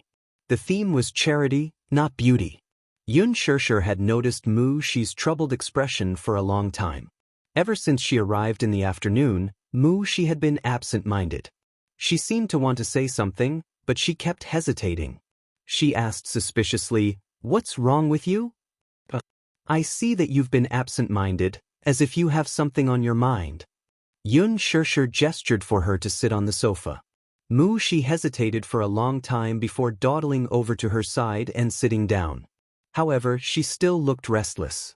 The air conditioning in the room was clearly turned on, yet her forehead was still covered in cold sweat. Yun Shirshir thought that she was not feeling well. Not feeling well? No. She hurriedly waved her hands to explain, but her words were incoherent. Yun Shirshir laughed and said, "Mu Shi, if you're not feeling well, you don't have to accompany me. Go home and rest early." Yun Shirshir was concerned from the bottom of her heart. She was really concerned about her and was worried that she was not feeling well, yet she was still putting up a strong front. Mu Shi was upset when she heard this. She looked up, her eyes flickering. Looking at Yun Shirshir's sincere expression, she suddenly felt that she was extremely ugly. Yun Shirshir treated her so well, yet she actually made use of her. Mu Shi clutched the corner of her shirt tightly. Her eyes were red and her lips were trembling badly, but she was holding back her tears. What should I do? Should I be honest with her? Chapter 33:12. She was really conflicted. She kept feeling that no matter what choice she made, it would be wrong. Still, she really did not want to harm her. Still, if she did not do that, she really could not find a second way to save her parents. Still, while her parents' lives were important, was Yun Shirshir's life not important, too? What if she met with danger? God knew what that man would do to her. She was so happy now, with 3 adorable children and a husband who loved her deeply. Was such happiness really going to be destroyed in her hands? But if she did not do that, what else could she do? What else could she do? She couldn't just watch her biological parents die. She really couldn't do it. She suddenly felt conflicted. She desperately wanted to save her parents, but she also began to hesitate. Was her decision right or wrong? If she really harmed Shirshir because of her selfishness, she would definitely suffer retribution and die a horrible death. Mu Shi was at a loss for a moment. She covered her face with her hands in despair as tears kept falling from the gaps between her fingers. Seeing this, Yun Shirshir's expression immediately tensed up. She grabbed her wrist and moved it away, only to see her assistant's reddened eyes. "What's wrong?" She hurriedly took a wet wipe and wiped her tears seriously. She asked anxiously, "Mu Shi, why are you crying? Did something happen?" Mu Shi looked at her with reddened eyes. The more she cared, the more guilt and uneasiness in her heart grew. She suddenly bit her lip and wanted to confess to her. "Shirshir, my father, however, just as the words reached her throat, they were blocked. She suddenly recalled that man's threat. If she told Yun Shirshir, then her father would really die. Mom would die, too? Mu Shi hesitated again as she stared at her. Her mouth opened and closed for a long time, but no words came out of it. Yun Shirshir looked at her anxious expression and misunderstood her. What's wrong? What happened to your father? Is he sick? Startled, she turned her face away abruptly and closed her eyes. Slowly nodding, she uttered in a hoarse voice, "Yes." Xianxia laughed when she heard this. "Is it because of this? Why didn't you tell me earlier?" As she spoke, she took her wallet from the side. As she rummaged through her wallet, she asked, "When did this happen? What's wrong with your father? Is it serious?" She nodded with difficulty. "It's a little serious. The medical fees aren't enough, right? That's why you don't look well these days. You must be worried." Xianxia suddenly took out a bank card and handed it to her, saying, "There's some money in this card. If you don't mind, you can use it to save yourself." Wuxia's eyes fell on the bank card. Tears streamed down her cheeks as her lips trembled violently. "I don't want to." How could she accept it? What right did she have to ask for it? She shook her head. "I don't want to. Are you being polite with me?" Chapter 33:13. "I can't take it." Wuxia pushed the card back and shook her head frantically. Sure, I can't take it from you. Why are you being so polite with me? Just treat it as a loan." "My dad." Wuxia gritted her teeth and hesitated for a while. In the end, she did not have the courage to tell her everything. Instead, she said with difficulty, "My dad is fine. Then, I've noticed that you don't look well these past 2 days." Xianxia smiled. "If you're unhappy about something, feel free to tell me." Wuxia was flustered. She hurriedly stood up and said, "I'll go to the washroom." "Oh." Xianxia watched in a daze as she suddenly stood up and hurried into the washroom. She was a little confused. Wuxia dashed into the washroom and locked the door from the inside. She held onto the counter for support as tears streamed down her face. She bit her lower lip hard and covered her mouth uneasily. Looking at the mirror, her eyes were redder than ever. Yu walked over and saw Xianxia sitting on the sofa. She was dressed neatly and had light makeup on. He asked curiously, "Mommy, are you going out today?" Didn't I tell you before that there's a charity banquet tonight?" The little lad tilted his head curiously and was a little puzzled. "Are you going alone?" Xianxia said, "Wuxia will accompany me." Yu frowned but did not say anything. There was actually no need to attend a charity banquet. Most charity banquets appeared to be for charity on the surface, but they were not serious banquets behind the scenes. Many powerful entrepreneurs would attend charity banquets. Hence, many female celebrities would often use charity banquets as an excuse to travel among the big shots of the business world in search of potential investors. If they could hook up with a potential investor, it meant that they would have a meteoric rise in their career. Many entertainment companies would also try their best to push their artistes into such banquets in order to broaden their network. These entrepreneurs, under the guise of charity, could establish a positive image in front of the public by doing charity on the surface. Behind the scenes, they could use this banquet to look for potential partners. It was the best of both worlds. Still, since Wuxia was with him, he believed that nothing would go wrong. Yu asked, "When is Mommy coming back?" "I'll be back as soon as the party is over." Just as she finished speaking, Wuxia walked out of the washroom. She smiled at Xianxia and said, Sure, the car is waiting for us. Let's go." Xianxia nodded and said to her, "Wait, I'll go get the necklace."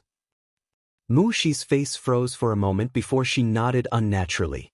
Xianxia took out the jewelry box, only to see her assistant standing at the door, biting her nails nervously. She furrowed her brows. "Wuxia, what's wrong?" "I'm afraid I won't make it in time." "Didn't you say 8 o'clock in the evening? Go early or you'll be late." As she spoke, she held Xianxia's hand and said, "Let's go." Xianxia did not think much of it. She nodded and followed her assistant to the entrance of the villa. She looked around but did not see the waiting car. Curious, she asked, "Where's the car?" "It's parked on Zongheng Road." "So far?" Zongheng Road was a kilometer away from here. Why was it parked so far away? Chapter 33:14. She did not know that because Xiangdi Walk was surrounded by surveillance cameras, the car was parked in a secluded area to avoid being noticed. Wuxia said, "Security is tight here. No parking is allowed at the entrance. As she spoke, she added, Sure, let's go. Don't be late. Xianxia gradually had doubts in her heart, but when she saw Mushi's face, she trusted her completely and did not doubt her. Along the way, Mushi was a little quiet. Xianxia was even more puzzled when she saw that, for some reason, her forehead was covered in cold sweat and her hands were trembling. Mushi. HM? Do you know? You're acting weird today. Mushi laughed dryly. What? What's weird about it? I see that you're always absent-minded. Your hands are trembling, as if you're guilty of something. Xianxia did not mince her words. Mushi's heart skipped a beat. Seeing this, Xianxia was even more convinced of her judgment. Mushi, you're hiding something from me. This sentence made the already guilty Mushi's heart beat even faster. She turned her face away, feeling even more embarrassed. Sure, what nonsense are you talking about? What can I hide from you? If I knew, I wouldn't be so curious. Xianxia suddenly asked, Mushi, could it be that you've encountered something that you're too embarrassed to talk about? No, I thought that I should be the person you trust the most. Pausing for a moment, she continued slowly, but you rarely mention anything to me when you're in a difficult situation. Could it be that I'm not trustworthy? How is that possible? Mushi retorted. Sure, don't let your imagination run wild. Mushi, I really want to help you. Xianxia smiled. Do you know? I trust you a lot, so I want to be the person you trust too. HM? Mushi looked at her in a daze. Looking at Xianxia's gentle eyes, her heart wavered for a moment. She clenched her fists tightly and trembled all over. Not far away, a black car slowly drove over. Mushi turned her head to take a look at the car's license plate. Knowing that someone was here, her eyes darkened. Xianxia turned around and glanced at the car. She asked curiously, Is that the car? Mushi remained silent. When the car stopped steadily beside Xianxia, the car door opened and two men in black suits stepped out. Xianxia couldn't help but take a few steps back in shock. She was shocked, not because the car appeared too suddenly, but because there was a very cold, murderous aura on the two men. He gave off a feeling that he had come with ill intentions. The two men walked up to Xianxia and said coldly, Get in the car. Her cold tone made her feel conflicted.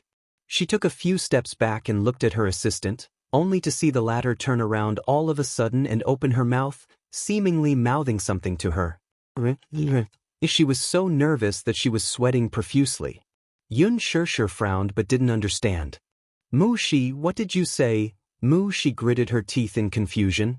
Before she could walk toward her, the two men behind her had already taken a few steps toward her. Xianxia looked at them warily. What are you doing? Get in the car.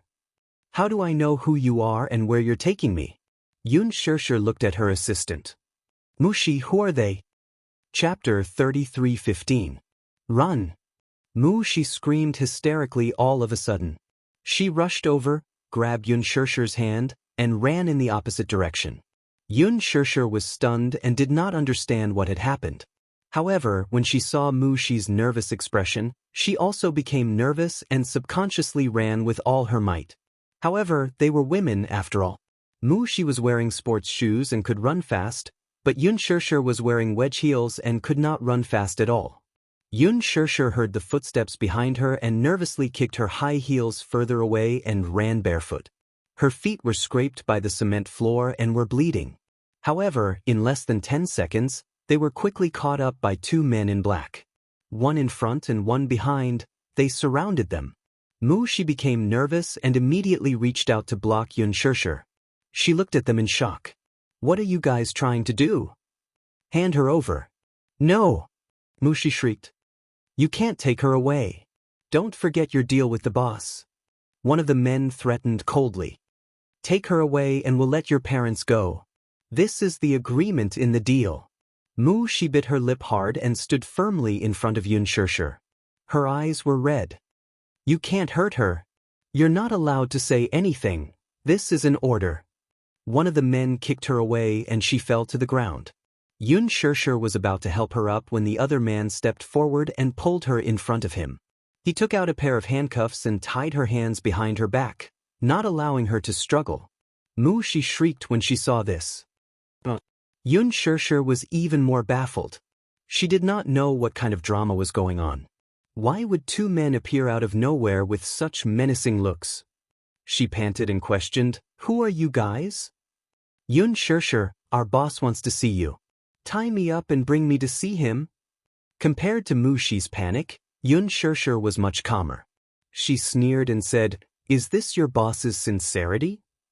"This is the boss's order. What's your motive?" Xianxia looked at Mushi and asked anxiously, "Mushi, what's going on?" Mushi was scared out of her wits. Trembling, she broke down and cried, "Xia, I'm sorry. I'm sorry. I'm sorry." She kept apologizing desperately, but Xianxia was even more confused. She did not know what she was apologizing for. "Why are you apologizing?" "Xia, I'm sorry. I'm sorry. I'm really at my wit's end, that's why I'm feeling dizzy." "What exactly are you talking about?" Before Xianxia could understand the situation, the man behind her grabbed her hair and pulled her toward the car. "Let go!" she roared. "Don't touch me!" "Xia." She pounced forward and knelt in front of the two men. She kept kowtowing and begging, "Don't hurt her. I'm begging you. I'm begging you. She's innocent." The man kicked her away. She clutched her chest and fell to the side. When she saw Xianxia being stuffed into the car, she endured the pain and pounced on the car door. "I'll go with you, okay? Let her go. Please let her go." Chapter 33:16. However, the man ignored her and slammed the car door shut. Her hand was pinched hard by the door. She let out a shrill shriek. The man walked in front of her and kicked her in the chest. The next moment, her body was like a piece of broken paper as she flew out and hit the stone wall at the side. The back of her head hit the stone wall hard. An earth-shattering darkness enveloped her. Her body went limp and she slid down the wall to the ground. Her eyelids drooped loosely. The car door closed. Xianxia nervously pressed herself against the window. She looked at Mushi, who was lying on the ground, and shouted something. However, the car's soundproofing was excellent, so her voice could not be heard. Mushi tried to lift her heavy eyelids, but she could only watch as the black car sped away and disappeared from her sight. Xia, you sat in the study, feeling uneasy. Ever since Xianxia left, he felt uneasy for some reason, as if something big was about to happen. This was probably the magical telepathy between mother and son. On the other hand, he felt that Mushi was too strange today. She looked absent-minded, evasive, and inexplicably guilty. He inadvertently caught her looking at Xianxia with remorse, pity, and guilt in her eyes. This made him feel that something was amiss. He sent Li Hanlin to investigate the charity banquet, but there was still no reply. Impatient of waiting, he called again to urge him. Li Hanlin quickly found some clues. "I've checked all the channels, but there's no news of a charity banquet being held in the capital tonight." Hearing this, Yu stood up abruptly with a look of astonishment. "What? Yu, the charity banquet you mentioned doesn't exist. What's wrong? What's your motive for asking about this?" "My mommy said," Yu suddenly felt his throat go dry. "My mommy said that we're going to attend a charity banquet tonight."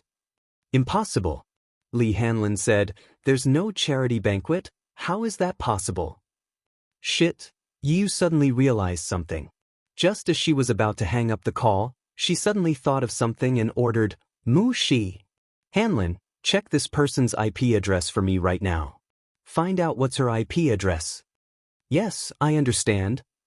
Sensing the anxiety in his tone, Li Hanlin didn't ask any more questions and immediately agreed.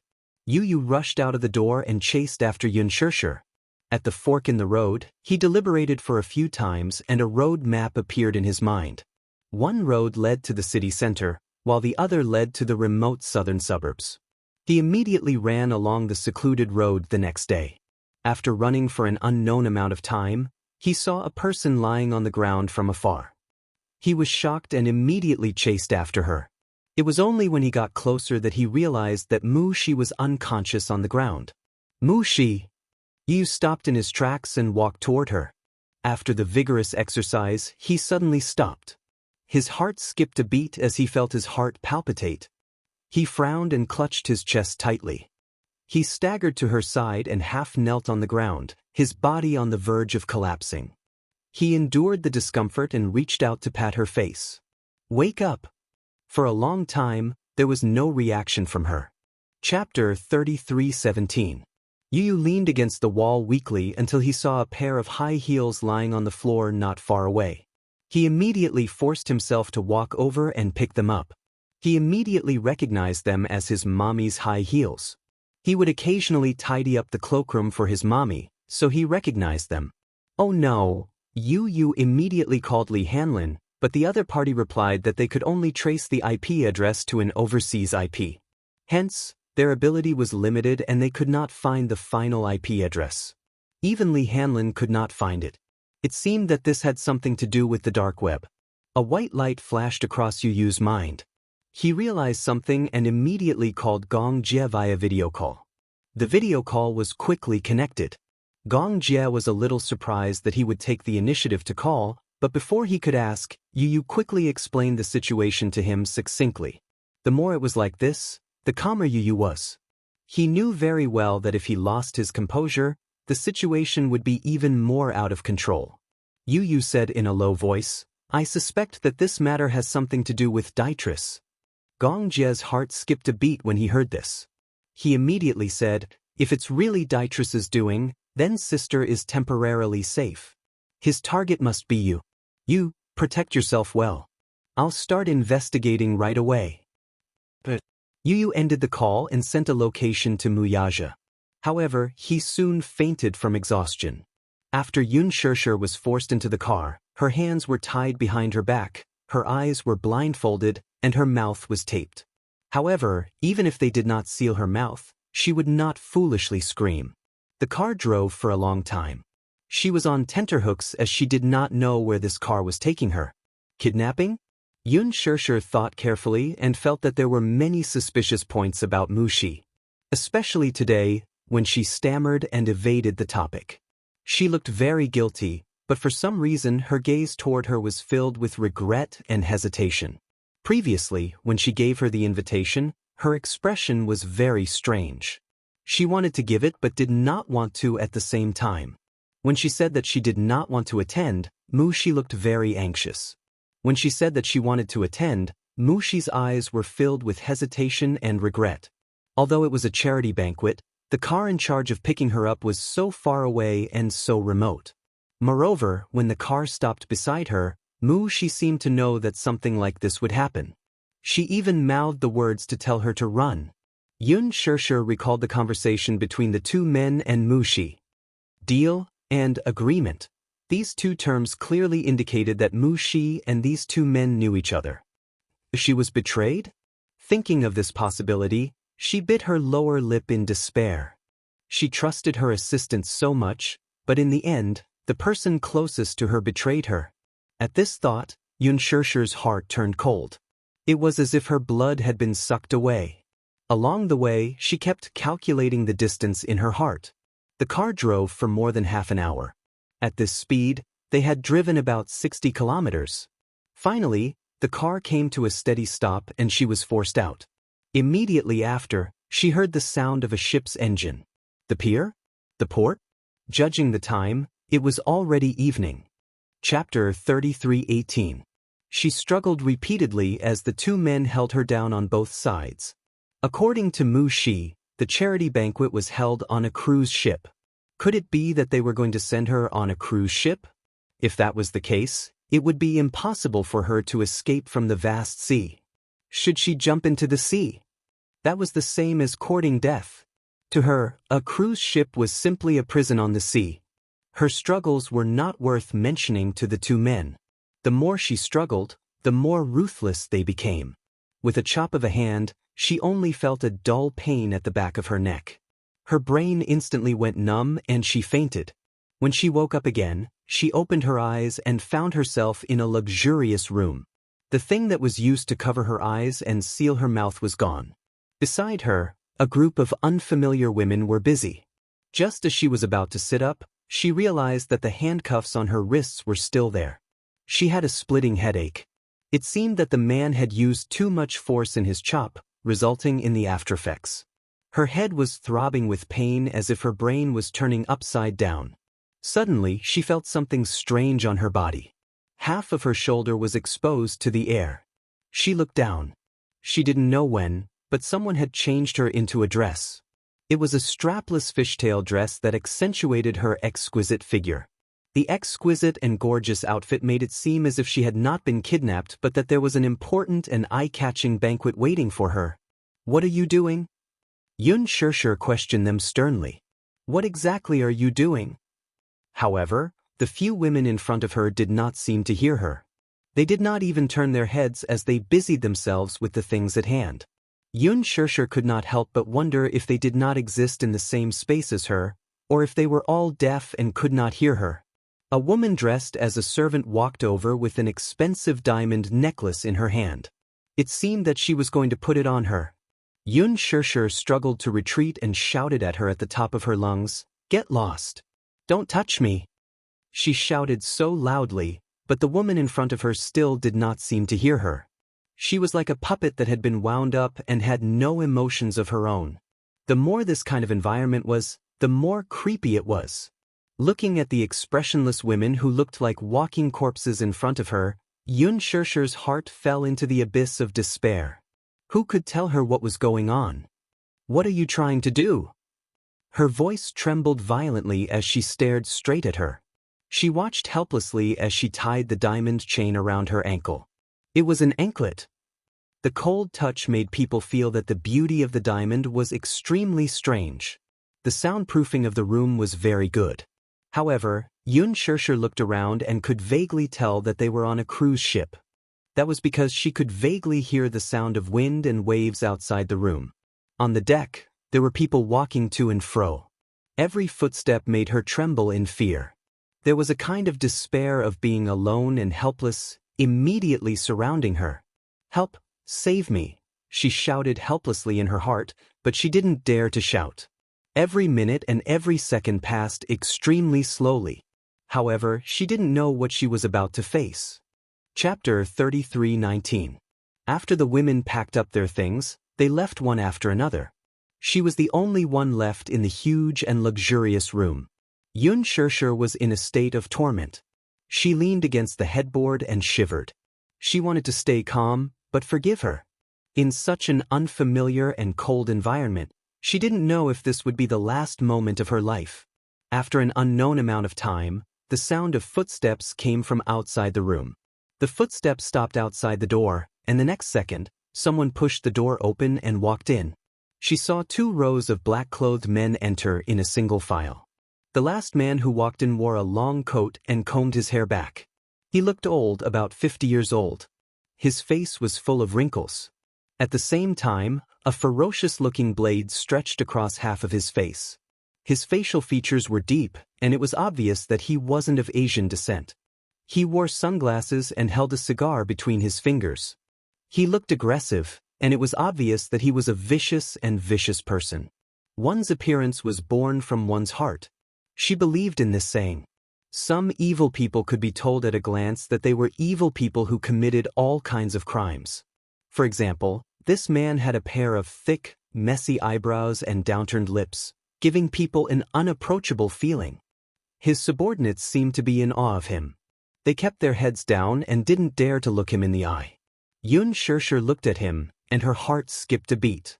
She guessed that it must have been her idea to kidnap her here. She sized him up for a while, and the man was doing the same. He stared at her for a while through his sunglasses. Even with the sunglasses, it couldn't hide his sinister gaze. It was hair-raising. Xianxia was a little shocked by his gaze. Her lips trembled as she gritted her teeth and asked, "Who exactly are you?" The man exhaled a puff of smoke. He narrowed his eyes and took off his sunglasses. His eyes were like an eagle's beak, and they were aggressive. When he opened his mouth, a thick smoke came out. However, what came out of his mouth was an authentic American accent in English. This woman's model isn't bad. Xianxia knew that he didn't understand English, so she questioned him in fluent English, "Who are you?" You can speak English. The man was a little surprised. He raised his hand and took another deep puff of the cigar. Amidst the smoke, he looked at her again and seemed to be very satisfied. You don't need to know who I am. Then, why did you bring me here? You don't have to ask about this. Why can't I ask? The man smiled coldly and snorted, because? You are an object. Because you are an item. An object doesn't need to think. Xianxia's heart skipped a beat when she heard this. She was even more confused and couldn't figure out what his purpose was. Item? She was not an object at all. Xianxia wanted to say something, but the man turned around and quickly left the room. The door closed again, isolating her from the world. Xianxia sat on the spot in a daze, her heart in a state of extreme panic. The sound of the waves outside the window became clearer and clearer. She closed her eyes in despair. She only hoped that she would be taken away from here as soon as possible. When Yu woke up, he was in the hospital. Wuxia and Xianxia were sitting by the bed. When they saw that he had woken up, they immediately surrounded him. Chapter 33:20. Xianxia asked, Yu, are you all right? By the time Daddy and I arrived, you had already fainted. You scared me out of my wits. Yu immediately sat up and surveyed his surroundings. Realizing that he was in a hospital, he asked anxiously, what time is it now? 9 p.m. 9 p.m.? It had been 3 hours since they lost contact with his mother. Yu broke out in a cold sweat. He did not know if his mother was safe or not. For 3 hours, no news was the best news. He suspected that this was Dietrich's doing. If that was the case, then he must have taken his mother away to target him. What if that was not the case? If the person who kidnapped Mommy wasn't Dietrich, then Mommy's safety wouldn't be guaranteed. Where is she? Yu immediately looked up. Where's Mushi? Wuxia coldly replied, she's already awake. Is she under control? Yes, she's right outside. Yu immediately lifted the blanket and got out of bed. He did not even bother to put on his shoes as he walked to the door. Mushi had woken up and was sitting on the bench with a dazed look on her face. 3 or 4 men stood around her, watching her intently. Yu's face turned cold when he saw her. He quickly walked up to her, grabbed her collar and pulled her to him. Mommy trusted you so much, but what about you? What did you do to her? Yu enunciated each word clearly. You betrayed her. You betrayed her. Mushi's face broke down when she heard this. Tears rolled down her cheeks continuously. I know. I really had no choice. I don't want to hear this nonsense. Yu questioned sternly, who took Mommy away? Who are those people? Tell me everything you know. Mushi shook her head in despair. I don't know. I really don't know anything. Just now, Wuxia had interrogated him, but he didn't get any useful information. Mushi told him everything she knew and what she could, but the information she got was very little. Wuxia did not know what had happened. Mushi was incoherent throughout and could not provide any information.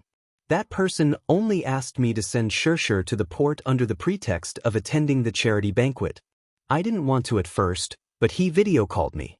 I saw with my own eyes my father being tied up in the dark room and one of his fingers being chopped off while he was still alive. Mushi recalled that scene and was scared out of her wits. She immediately agreed to do as he instructed. That person said that if she didn't do as he asked, he wouldn't be able to guarantee what he would do to her father in the next video call. This is too cruel. She cried herself hoarse. I was scared out of my wits. I was scared, so I acted foolishly. I know I'm in the wrong. I know I'm in the wrong. I didn't know it would cause such serious consequences. Yu was even more furious. Then, why didn't you say anything? Since you know that that person is cruel, how can you bear to put my mommy through a mountain of swords and a sea of fire? Mushi was stunned and her tears flowed even more violently. I don't want to see your hypocritical tears. Chapter 33:21. Mushi trembled in fear. Even though the person standing before her was no more than 8 years old, the aura he exuded was enough to stun her. Wuxia pulled him into his embrace and gently caressed his hair as he consoled, Yu, Don't be afraid, even though, at this moment, his heart was in a mess. Yu trembled in anger. He thought of how heartbroken his mommy would be if she found out that he had been betrayed by Mu Shi. Mu Yichen said, "Yu, don't worry. No news is the best news for now. It's just that we're all in the dark now. We can't find mommy's whereabouts, let alone know who the mastermind is. Still, I think that the mastermind is using mommy as a hostage to negotiate with someone." After a pause, he asked Mu Yaja suspiciously, "Daddy, have you offended anyone recently?" Mu Yaja pursed his lips and shook his head. Yu clenched his fists and said solemnly, "Maybe? I'm right. What? It must be Dietrich." His sixth sense could not be wrong. His phone rang all of a sudden. Yu thought that it was a video call from Gongjia. He quickly took out his phone, only to see an unfamiliar IP call pop up on the screen. His heart skipped a beat and he picked it up without hesitation. Following the frequency of the call, the video gradually changed. In the video, a man was sitting on a chair, and a ferocious face came into view. "Hee, little guy, how have you been?" Mu Yaja furrowed his brows in shock. This man's face was very unfamiliar, so he naturally could not recognize him. However, this did not mean that Yu could not recognize him. Dietrich? Yu had not seen Dietrich's face before, so he raised a brow in suspicion. So smart. I couldn't believe it. I even doubted if the legendary genius of the Hurricane Group was really only 8 years old. I only believed it when I saw it with my own eyes. In the video, Dietrich was in a dark environment, which was probably used to store miscellaneous items on the cruise ship. Even though the video's resolution was limited, he could still see the dust flying in the air. Mu Shi raised her head when she heard the voice. Even though his voice when he spoke to her earlier, it was too easy to recognize this man's voice. It was gloomy, hoarse, and chilling. It's him. She recognized him. She moved closer to the phone and stared at the man's face as she yelled, "What did you do to Xianxia?" She was speaking in Chinese, but Dietrich didn't understand Chinese, so he misunderstood her meaning. "Do you want to see your parents?" "Sure." Dietrich signaled with his eyes, and the camera quickly turned to the other side. Under the dim light, Mu Shi saw with her own eyes that her parents were tied to an iron pillar with iron chains tightly binding them. There were no injuries on their bodies. It seemed that Dietrich did not torture them too much. However, after being imprisoned for a long time, their mental state looked terrible. Their heads were hung low, and it was unknown if they were awake or unconscious. It was unknown whether they were dead or alive. Yu finally understood why Mu Shi did this. It turned out that Dietrich had kidnapped her parents. Despicable. Shameless. Cunning old fox. Chapter 33:22. Mu Shi's facial muscles twitched as she gritted her teeth. Hating this man to the core, she shouted at the top of her lungs, "Let them go now." Yu replied coldly, "He won't let them go." "What? Who do you think he is? A philanthropist? Don't even think about living once they're in his hands." The next second, Dietrich's voice was heard in the video. "According to our agreement, I should have let them go. However, it's a pity that you've broken your promise. Our deal is no longer valid. What I promised you naturally doesn't count either." Mu Shi, who did not understand English, was at a loss. However, she soon saw 2 men step forward and untie the ropes binding them. They then fell limply to the ground. "Ah," she cried out nervously. She saw 2 men holding her father and mother by the collar and walking to a cabin door. They opened the cabin door, and as the cruise ship sailed through the wind and waves, the blue waves came into view. She finally understood what this man was trying to do. She screamed, "No!" Before she could finish her words, the man in the video kicked her mother out of the door. Her body sank heavily into the sea and was quickly swallowed by it. Mu Shi watched this scene in disbelief. She fell to the ground in a daze as big drops of tears rolled down her cheeks. Her whole body trembled violently as she looked at the camera again. In the video, Mu Shi's father woke up abruptly. He looked at the man and opened his mouth to scream, "Ah, ah, ah." Mu Shi thought that he was too frightened to speak, but Yu knew very well that the reason he was screaming was not just out of fear but because his tongue had been cut off. How cruel! Yu clenched his fists tightly. The next second, Muxi's father was pushed out of the door. His body sank into the sea, but he quickly floated up. He kept struggling, but he was soon swallowed by the waves created by the cruise ship. Muxi broke down and screamed, "No!" The cabin door was closed. Dietress's cruel methods were hair-raising. Muichen was dumbfounded as his heart clenched tightly. He was not in the mood to care about Muxi's parents. Instead, he was worried about Yun Shishir's safety. Dietress was vicious and merciless. He did not say a word of nonsense. Just like the scene just now, he was ruthless and decisive. There was almost no hesitation in killing them. It was as if 2 lives were as lowly as grass in his eyes. There was no doubt about this, though. After all, he was the boss behind the dark web. His business of kidnapping women from all over the world and selling them at a high price. Even Muichen, who had seen many deaths, was frightened out of his wits by this scene. Yu gritted his teeth. "Where's my mommy? Do you want to see her?" Dietress laughed coldly. "But unfortunately, she will be the highlight of the auction." "Auction?" The boy was shocked. "What do you want?" "This lunatic." "Dietress, she's death, do you know? I lost a total of 3 billion USD because of you." Yu pursed his lips tightly and said in a low voice, 3 billion, is it? I'll compensate you."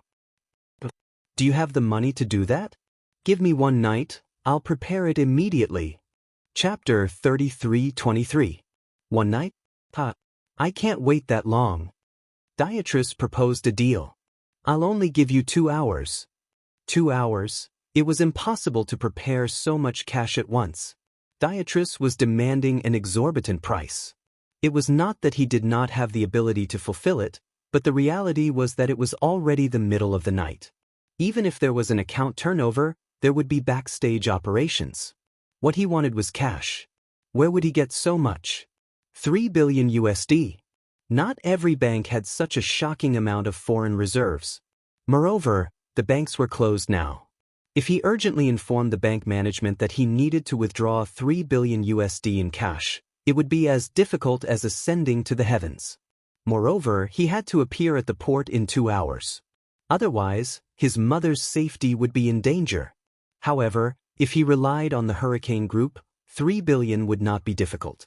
As far as he knew, most of the transactions of the Hurricane Group were cash transactions. Therefore, for the Hurricane Group, it would not be difficult to come up with 3 billion in cash. However, it would take some time for the Gongjie to arrive from the Hurricane Group. Dietress said, "Remember, I want cash. 2 hours later, I'll send someone to pick you up at the port. If you can't wait for the 3 billion, don't blame me. It's not like I didn't give you a chance." Yu could not care less and agreed immediately. "Okay, I promise you." "Remember, 2 hours later, you have to come alone with cash. If you bring someone else, my bullets won't have eyes." Dietress was very cunning. He knew that 1 more person meant 1 more danger. If it was a child, he could still control it. However, if he brought an adult, there would be more uncertainty. He was not stupid enough to take the risk. "I want to see the person first," Yu requested. Dietress laughed when he heard that. "You think I'm negotiating with you? We're both businessmen. You've put forward your terms, so why can't I put forward my terms?" "You're wrong. This is not a transaction. Even if it's a ransom, you have to let me see that the person is safe." "Dream on." Dietress was firm. "Remember, I'm only giving you 2 hours. If you don't come in 2 hours, you can wait to collect the corpse." At the last moment of the video, it stopped at Dietress's cold and arrogant laughter. After ending the call, Yu bit her lip and looked up at Muyaja. "Daddy, can you prepare so much cash within an hour? 3 billion? Muyaja took a deep breath. Time is a little tight, but it's not like we can't think of a way.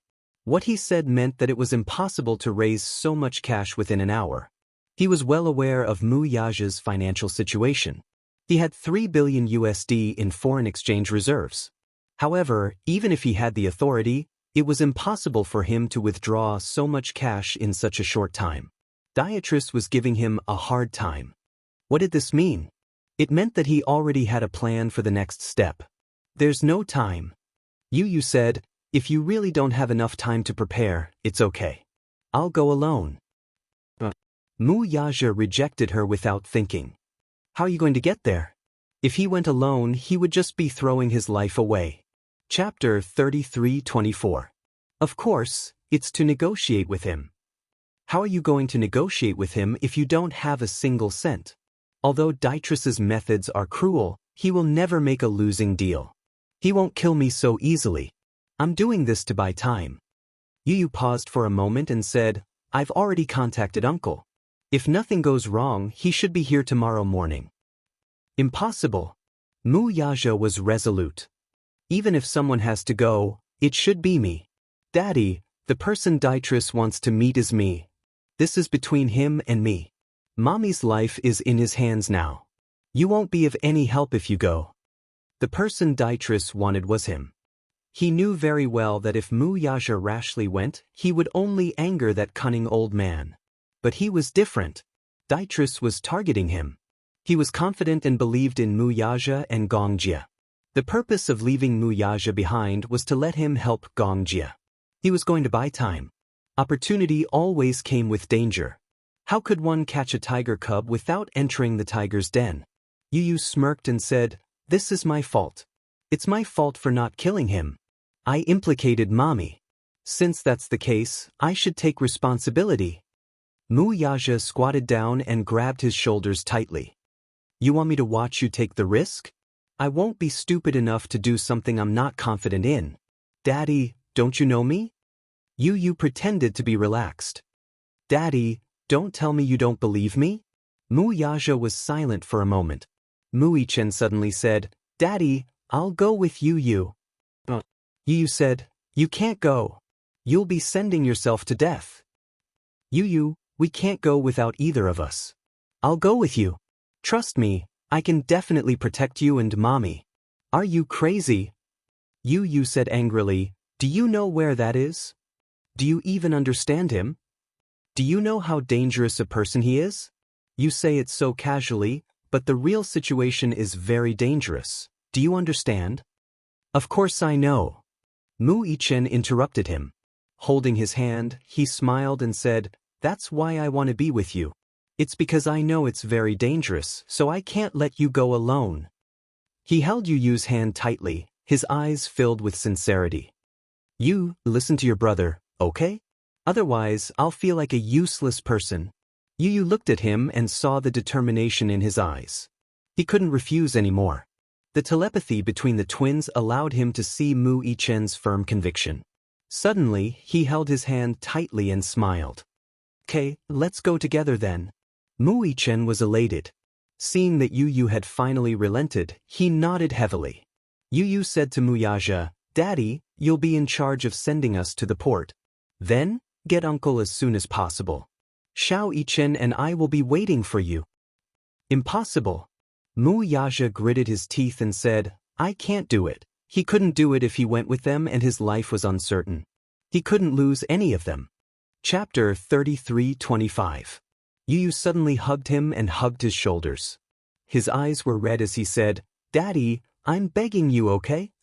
Trust me this time and trust your two sons' abilities. Mu Yaja clenched his fists tightly. He suddenly released them and gently hugged the two little lads. Wait for me. 2:00 in the morning. It was midnight. The night was dark and gloomy.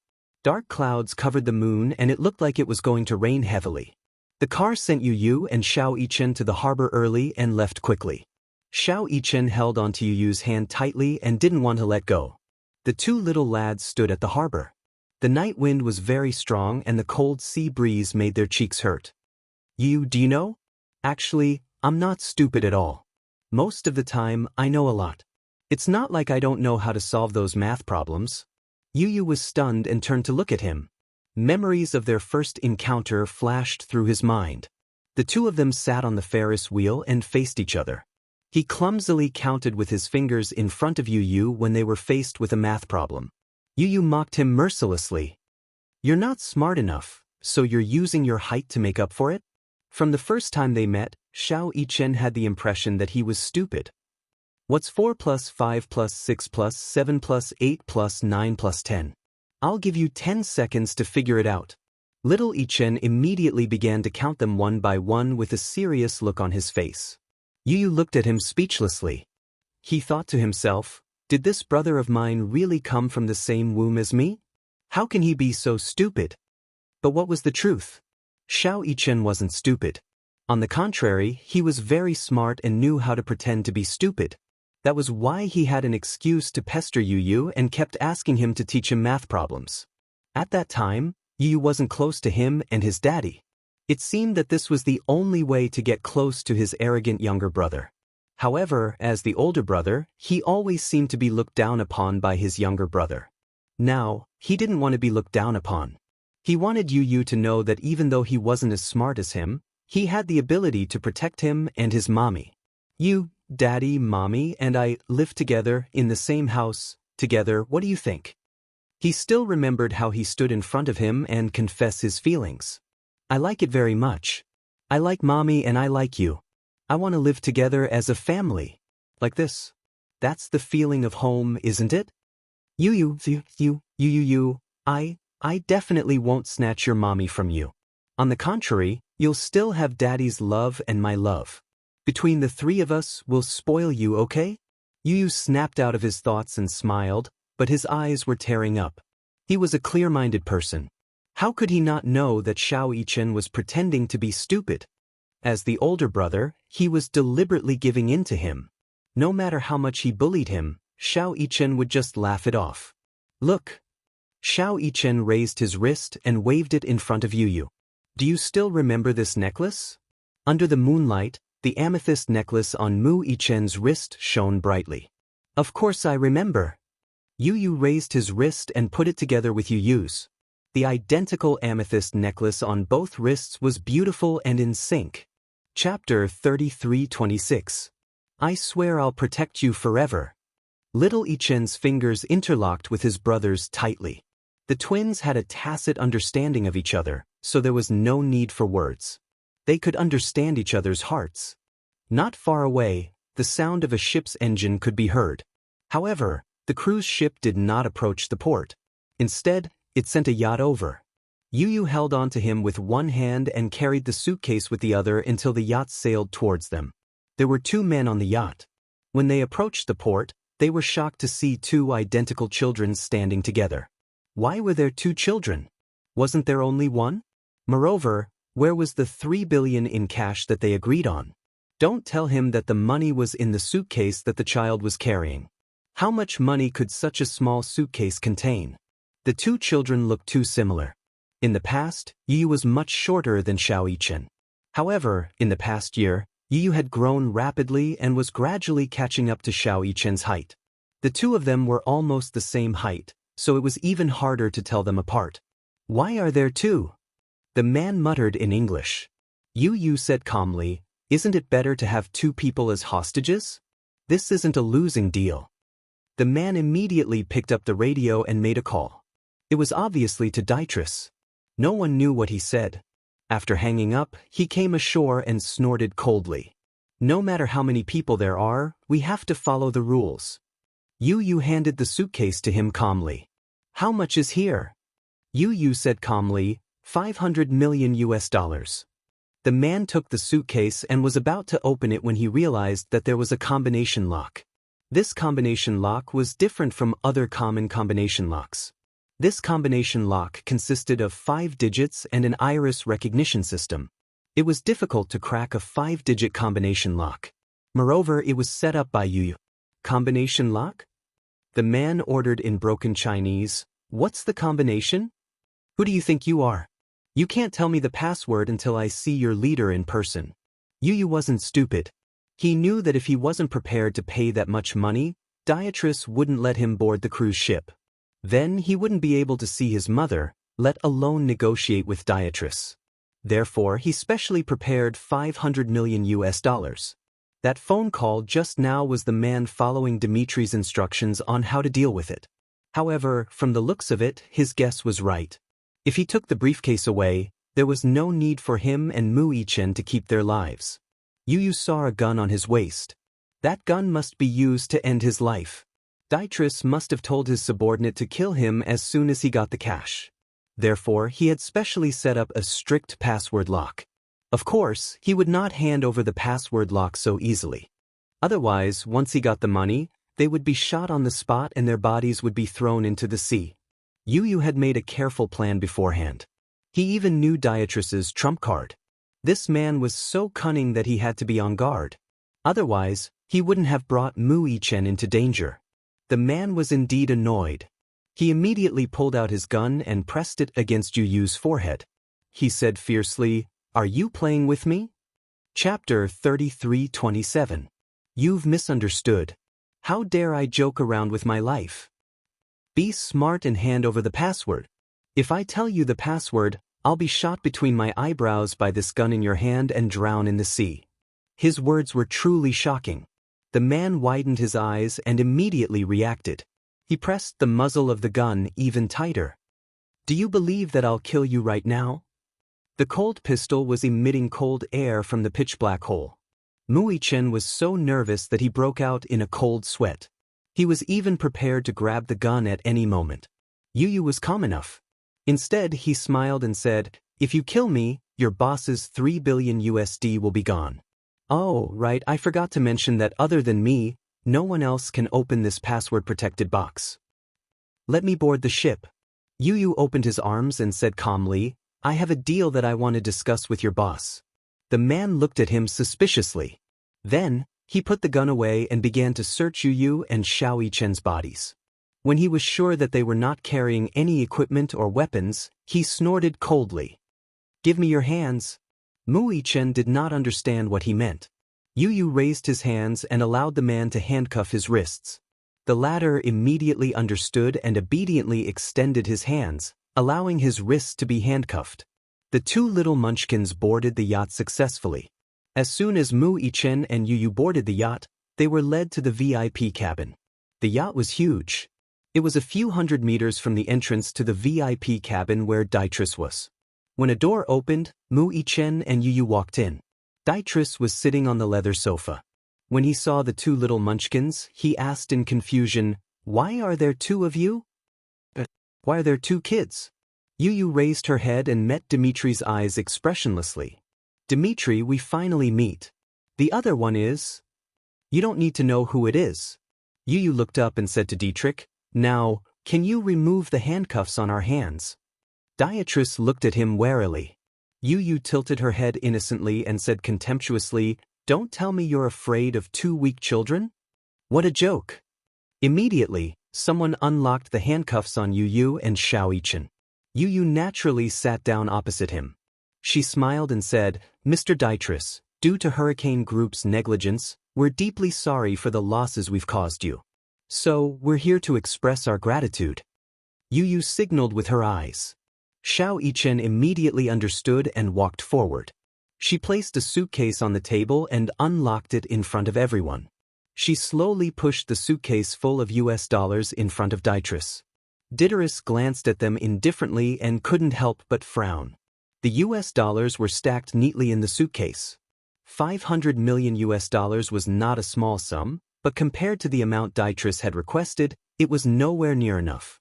Moreover, compared to the amount he had lost, it was not even worth mentioning. Chapter 33:28. Dytrus was an ambitious capitalist. He was cunning and greedy by nature. How could he be satisfied with such a small amount? He leaned back leisurely on the sofa, swirling the wine glass in his hand. He glanced expressionlessly at Yu, who was sitting elegantly in front of him, and snorted. "This is your so-called sincerity?" Yu smiled and said calmly, "That's right, Mr. Dytrus. After all, I've caused you quite a bit of loss, so this is a token of my sincerity." "A token of my sincerity? A token of my sincerity?" What did this brat think he was? A philanthropist? Token of my sincerity? Dytrus couldn't help but laugh out loud. He took a sip of red wine and slowly stood up. He walked up to him, leaned forward slightly and looked down at him. He asked coldly, "A mere 500 million USD. How does it compare to the amount I've lost?" Dytrus's eyes were calm. He smiled and said, "Of course it's insignificant. But Mr. Dytrus, don't you think it's too much to ask me to prepare so much money in 2 hours?" Dytrus narrowed his eyes, revealing a beast-like sharpness. He curled his lips coldly and laughed mockingly. He waved his hand and smashed the wineglass in his hand at Yu Yu's head. Bang! The entire wine cup was smashed to pieces. The scarlet-red wine dripped down the tip of his hair. "Is this your so-called sincerity?" He roared in disdain. "Yu Yu!" Muichen turned pale with fright as he pounced over in trepidation. Yu Yu was still sitting calmly on the sofa. He didn't make a sound. His lips were still curled into a gentle smile, but his face was a little haggard. The crimson-red wine mixed with viscous blood flowed down from his forehead, soaking half of his jade-like face. A strand of chestnut hair on his forehead was stained with blood and flowed into his eye socket. His entire left eye immediately turned crimson-red. With one eye closed and the other half open, he calmly looked at Dytrus without the slightest hint of panic. When Muichen saw this, anger rose from his heart. He suddenly stood up and glared at Dytrus. He wanted nothing more than to throw a punch at this face. As he watched this man humiliate Yu Yu, he was naturally furious. Yu Yu narrowed his left eye and raised his hand to stop him. He said calmly, "Brother, don't be impulsive." Xiao Yichen was indignant. He gritted his teeth and turned around. "But? Yu Yu, you're bleeding. Are eyes important? Did the glass get into your eyes?" "It's okay. Sit down." Muichen gritted his teeth and finally stepped back unwillingly. Yu Yu calmly rolled up his sleeves and casually wiped the blood and wine off his face. He smiled at Fei Lian. "Dytrus, I'm very sorry about this. I also know that your loss is not something that can be compensated with a mere 500 million. But don't you think that what you did, kidnapping a weak woman to threaten her, is really ungentlemanly?" Even though he was in such a sorry state, he still maintained perfect etiquette. The smile on his face was elegant and charming, and there was no trace of disappointment. Even Dytrus couldn't help but be stunned. Chapter 33:29. However, it only lasted for a moment before he regained his composure and a look of disdain appeared on his face. Dytrus turned around and returned to the sofa. He sat down slowly and snorted at him. "Manners? You're just a little thing. Do you know how to behave?" Yu Yu smiled and said, "I'm still young and inexperienced. Compared to you, I haven't seen much of the world. Naturally, I'm not good enough. If I've offended you in any way, please forgive me and don't hold it against me. We have a long future ahead of us. Don't let such a small matter ruin our friendship." Friendship? This little guy was smart. He knew that he couldn't make enemies with him and wanted to befriend him. "Since you said you wanted to make a deal with me, what's the deal about?" Yu Yu said, $3 billion and let my mommy go." "Since you said it's a deal, where's the $3 billion? I've already said that it's too much to prepare within 2 hours. That's too much." Dytrus said coldly. "Since you said it's a deal, we'll give you the money and you deliver the goods. That's the rule. I don't care what methods you use. If you don't get it, then you're breaking the contract." The man's sinister gaze fell on him as he said this. He couldn't help but feel suspicious. "You didn't even prepare the money. Who gave you the courage to come?" He was digging his own grave. "Even if I didn't prepare anything, I should show my sincerity." Yu Yu smiled. "Moreover, my mommy's life is still unknown. I should at least confirm with my own eyes that she's safe and sound. Only then can I fulfill my promise to you." Xiao Yichen immediately stood up and said, "Let us see mommy." Dytrus glanced at Muichen and furrowed his brows. Muichen was obviously extremely worried. He lost control and said, "I want to see my mommy. Let me see her." Dytrus raised his brows and tapped his fingers on the sofa's armrest.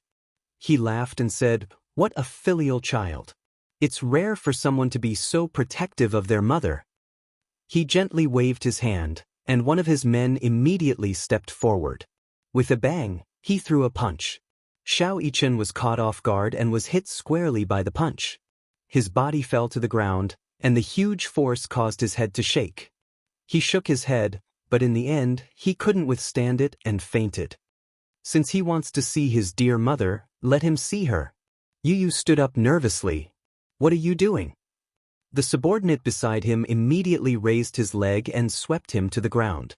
Yu frowned in pain, but did not make a sound. He gritted his teeth and raised his head. Dietrich said coldly, "Go and lock this little thing up with that woman." Understood. The subordinate walked over and grabbed Xiao Yichen's collar with one hand, easily lifting him up and dragging him out. The door closed again, leaving only Yu and Dietrich. Yu looked worriedly in the direction of the door. His face was full of fear, but there was a victorious smile in his eyes. He struggled to get up from the ground and said, "Give me 5 hours. I'll fulfill my promise." Chapter 33:30. Dietrich narrowed his eyes dangerously. "You want to talk terms with me?" Yu smirked. "I'm in a weaker position now. What right do I have to talk terms with you? You can take this as a request." He struggled to get up and walked to the table. He pushed the suitcase over and said slowly, "The money here is a token of my sincerity. Please give me 5 hours. After 5 hours, I'll prepare 3 billion and present it to you." Dietrich suddenly stood up and grabbed him by the collar. He pulled him in front of him and said darkly, "After 5 hours? Brat, you can't be playing some kind of trick with me, right?"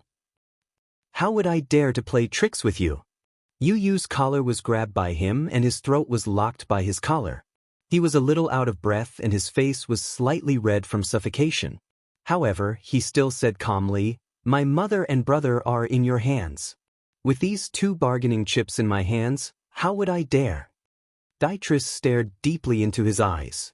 Suddenly, his lips parted, and a sinister smile appeared on his face. "Ha, alright." Dietrich let go of his collar. "I'll give you 5 hours. Don't disappoint me. If there's even 1 cent less, don't blame me for throwing the 3 of you into the sea to feed the fish." Yu heard this and finally heaved a sigh of relief. He looked at Dietrich and his back was covered in cold sweat. He smiled and said, "Thank you." There was a huge cellar under the cruise ship. It had always been used as a warehouse. A few crew members dragged Mu Yichen by the collar and dragged him to the cellar. They opened the lock. Damn it, it smells like mold. In the cellar, there was a huge iron cage. This kind of iron cage was usually used to transport beasts or rare animals. In Dietrich's case, it was used to smuggle people. Xianxia was trapped in the cage. Although the cage had been wiped clean, the smell of blood could still be smelled. Needless to say, this cage had taken someone's life before. However, she did not feel afraid. Or rather, she had a certain conviction in her heart. Heaven helps the worthy. At least, she knew in her heart that she would not die for the time being. Even though she couldn't figure out the intentions of the man who locked her up here, she vaguely realized that he ordered people to dress her up in such beautiful clothes to show off to others. Auction? She had heard the word pop from his lips. Xianxia would never have thought that Dietrich was planning to auction her alive. As for this cage, it was because a living person was disobedient and was beaten to death. How could she have known that in this world, there existed such a dark network and such a terrifying auction? Put this brat in a cage. Mu Yichen opened his eyes slightly. Along the way, Mu Yichen had been silently familiarizing himself with the terrain. Even though his eyes were closed, he was still able to draw a complete map in his mind. Realizing that he was already in the cellar, his right hand slowly touched his waist belt. Previously, before boarding the ship, Dietrich's subordinates had searched his entire body but didn't find any suspicious weapons. That was because his weapons were hidden in an unknown place. Chapter 33:31. He wore a belt on his pants. The belt was just an ordinary belt, but the buckle was not simple. When Xianxia saw someone enter with a child in his hand, she had a bad premonition. Until she saw the child in the man's hand, she screamed in shock. Before she could finish her sentence, Xiao Yichen opened his eyes slightly and gave her a look. Xianxia immediately shut her mouth and clutched the iron bars tightly as her heart trembled with fear. The crew member threw him to the ground and tried to kick him a few times. Seeing that he didn't react, they assumed that he was a child and wouldn't be a threat. Hence, they walked to the other cage and opened the lock. Now was the time. Mu Yichen flipped over and landed firmly on the ground. He casually grabbed the buckle, pulled it off, and pressed the mechanism. A sharp blade immediately popped out from the metal buckle. He looked around and saw that there were 6 people in total. When the crew heard the commotion behind them, they turned around abruptly, only to see Mu Yichen standing behind them with a sharp dagger in his hand. Their faces turned pale with fright. "Damn it, where did this brat get the dagger? Take him down!" 2 tall and burly men immediately pounced on him. They originally thought that the child would be scared witless, but they didn't expect Xiao Yichen to charge at them. The 2 men immediately took out their machetes and slashed at him. Xiao Yichen nimbly dodged their attacks and grabbed the man in front. He gripped the man's wrist tightly with such force that the man cried out in pain. The machete fell to the ground with a clang. Xiao Yichen sneered and jumped up. His hands held the man's waist tightly, and he used the man's strength to twist his legs around the man's neck like a pair of scissors. He twisted his neck fiercely and spun it in a dazzling manner. The man's neck was tightly gripped. Then, he felt a sharp pain as the inertia threw him to the ground. His back slammed heavily against the ground, as if his spine was about to break. Xiao Yichen raised his hand and slit his throat with the sharp dagger. Blood spurted out. From the moment he made his move to the moment he killed his opponent, it took him less than 10 seconds. Fast, accurate, and ruthless, every move made one's scalp tingle. No one would have thought that a little brat would have such powerful skills. Such a small fellow was actually such a ruthless character. "Go." The man gave another order and fumbled for his gun. One of the men picked up a scimitar from the ground and charged at him. "Be careful." When Yun Shishir saw another man stabbing him with a knife, he was so scared that he almost suffocated. Xiao Yichen curled his lips and didn't turn around. Based on the sound of footsteps behind him, he turned around and performed a beautiful and clean roundhouse kick. It accurately hit the man's face, and the man fell to the ground with a thud. His nose was broken. The man fell to the ground. He covered his nose and wailed in pain. Xiao Yichen reached out, grabbed him by the collar, and viciously punched his throat. The man's throat made a strange sound. His eyes widened, his face stiffened, and he stopped breathing. Xiao Yichen looked up and heard the sound of a gun being loaded. From the corner of his eye, he saw a cold glint flash across his face. Chapter 33-32. The moonlight shone in through the skylight. The remaining crew members held their guns tightly and aimed them at him. They shouted in broken Chinese, "Don't move!" "They have guns?" Xiao Yichen's lips stiffened. He slowly stood up and raised his hands above his head with a cold expression. "Put the knife down." The man shouted at the top of his lungs again. It was as if the person standing in front of them wasn't an 8-year-old child, but a demon. Mu Yichen tilted his head. The corners of his lips curled into a devilish smile, as if he didn't understand. The man gestured with his hands and said, "Put the knife down." Little Yichen replied with an "Oh," and pretended to put down the dagger in his hand. Only then did they relax a little. However, this slight relaxation caused him to narrow his eyes abruptly. The dagger in his hand flew out and drew a dazzling arc in the air. With a swoosh, it ruthlessly pierced one of the men's neck. Blood splattered on the ground. He wanted to shoot, but his body had already collapsed. The remaining 2 men panicked. They were so frightened that they were about to lose their minds. In their panic, they fired blindly and lost their aim. Little Yichen stretched out his leg and hooked the corpse on the ground with the tip of his toe. He pulled it up and used it as a shield in front of him. His right leg hooked onto the machete that had fallen not far away. He hooked it up, caught it firmly with his hand, and threw it back. Compared to the 2 good-for-nothings, Little Yichen had undergone rigorous training. Coupled with his calmness in the face of danger, he did not panic at all even when he was outnumbered. He aimed accurately at one of the men's chest and viciously plunged his dagger into it. The remaining man raised his gun with trembling hands. However, he realized that he had already fired all 6 bullets in the panic. He hurriedly wanted to reload, but Xiao Yichen was already walking towards him. He was quick to change the magazine, load the gun, and fire. Mu Yichen suddenly grabbed his wrist and pointed his gun to the side. Bang! Bang! Bang! All 3 bullets hit the other man. Mu Yichen lifted his leg and kicked the man's crotch. The man cried out. His legs tightened and clamped down. Xiao Yichen jumped up and grabbed the man's hair. He dragged the man by his hair and walked towards the metal cage. Clang! A loud sound was heard. The man was in so much pain that he felt dizzy. Spare me! Spare me! Mu Yichen did not have the patience to listen to his nonsense, though. Grabbing the man's jaw with one hand and his neck with the other, he twisted his neck viciously. The man's throat joint was immediately dislocated. With a whimper, the man's head drooped weakly as he fell to the ground. The scene was a mess, and the pungent smell of gunpowder filled the entire cellar. Mu Yichen slowly stood up and surveyed the corpses on the ground. He carefully checked them again until he was sure that they were all dead. Finally, he heaved a sigh of relief and calmed himself down before walking over to his mother. Xianxia was so shocked that she couldn't speak.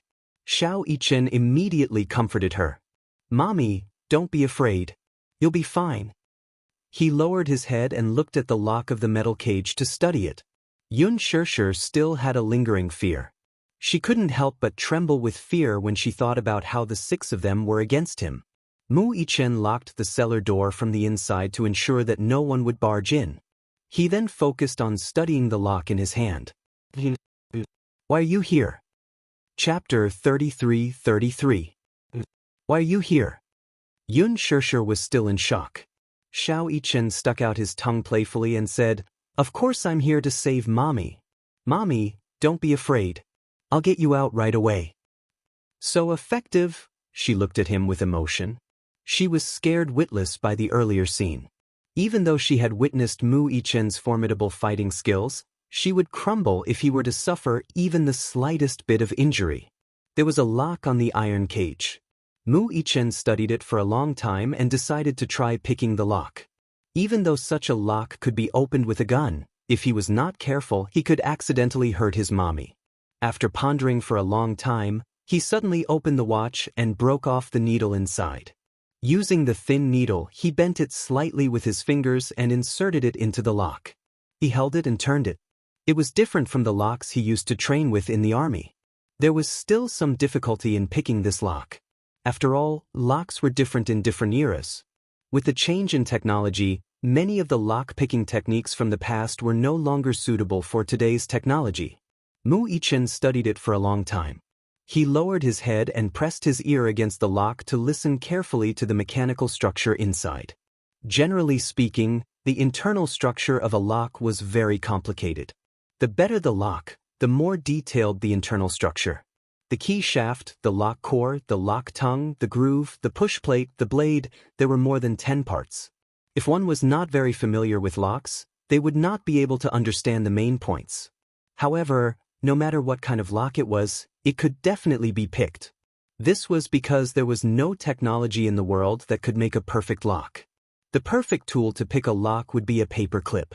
However, he did not carry such a tool with him. The length of the needle on the watch was limited and so was its stiffness. Hence, he had to be careful and hold his breath to listen to the movements inside and make a judgment based on the sound. Xianxia also kept quiet and looked at him nervously. Mu Yichen suddenly stood up. He ruffled his hair in frustration and furrowed his brows. Is it because you can't open it? Mu Yichen shook his head. He was afraid that she would be nervous and worried, so he quickly comforted her. It's just that I don't have the right tools. I'm still missing something. What do you lack? Mu Yichen turned around and looked at the corpses lying in a pool of blood. He wanted to give it a try, so he searched them one by one.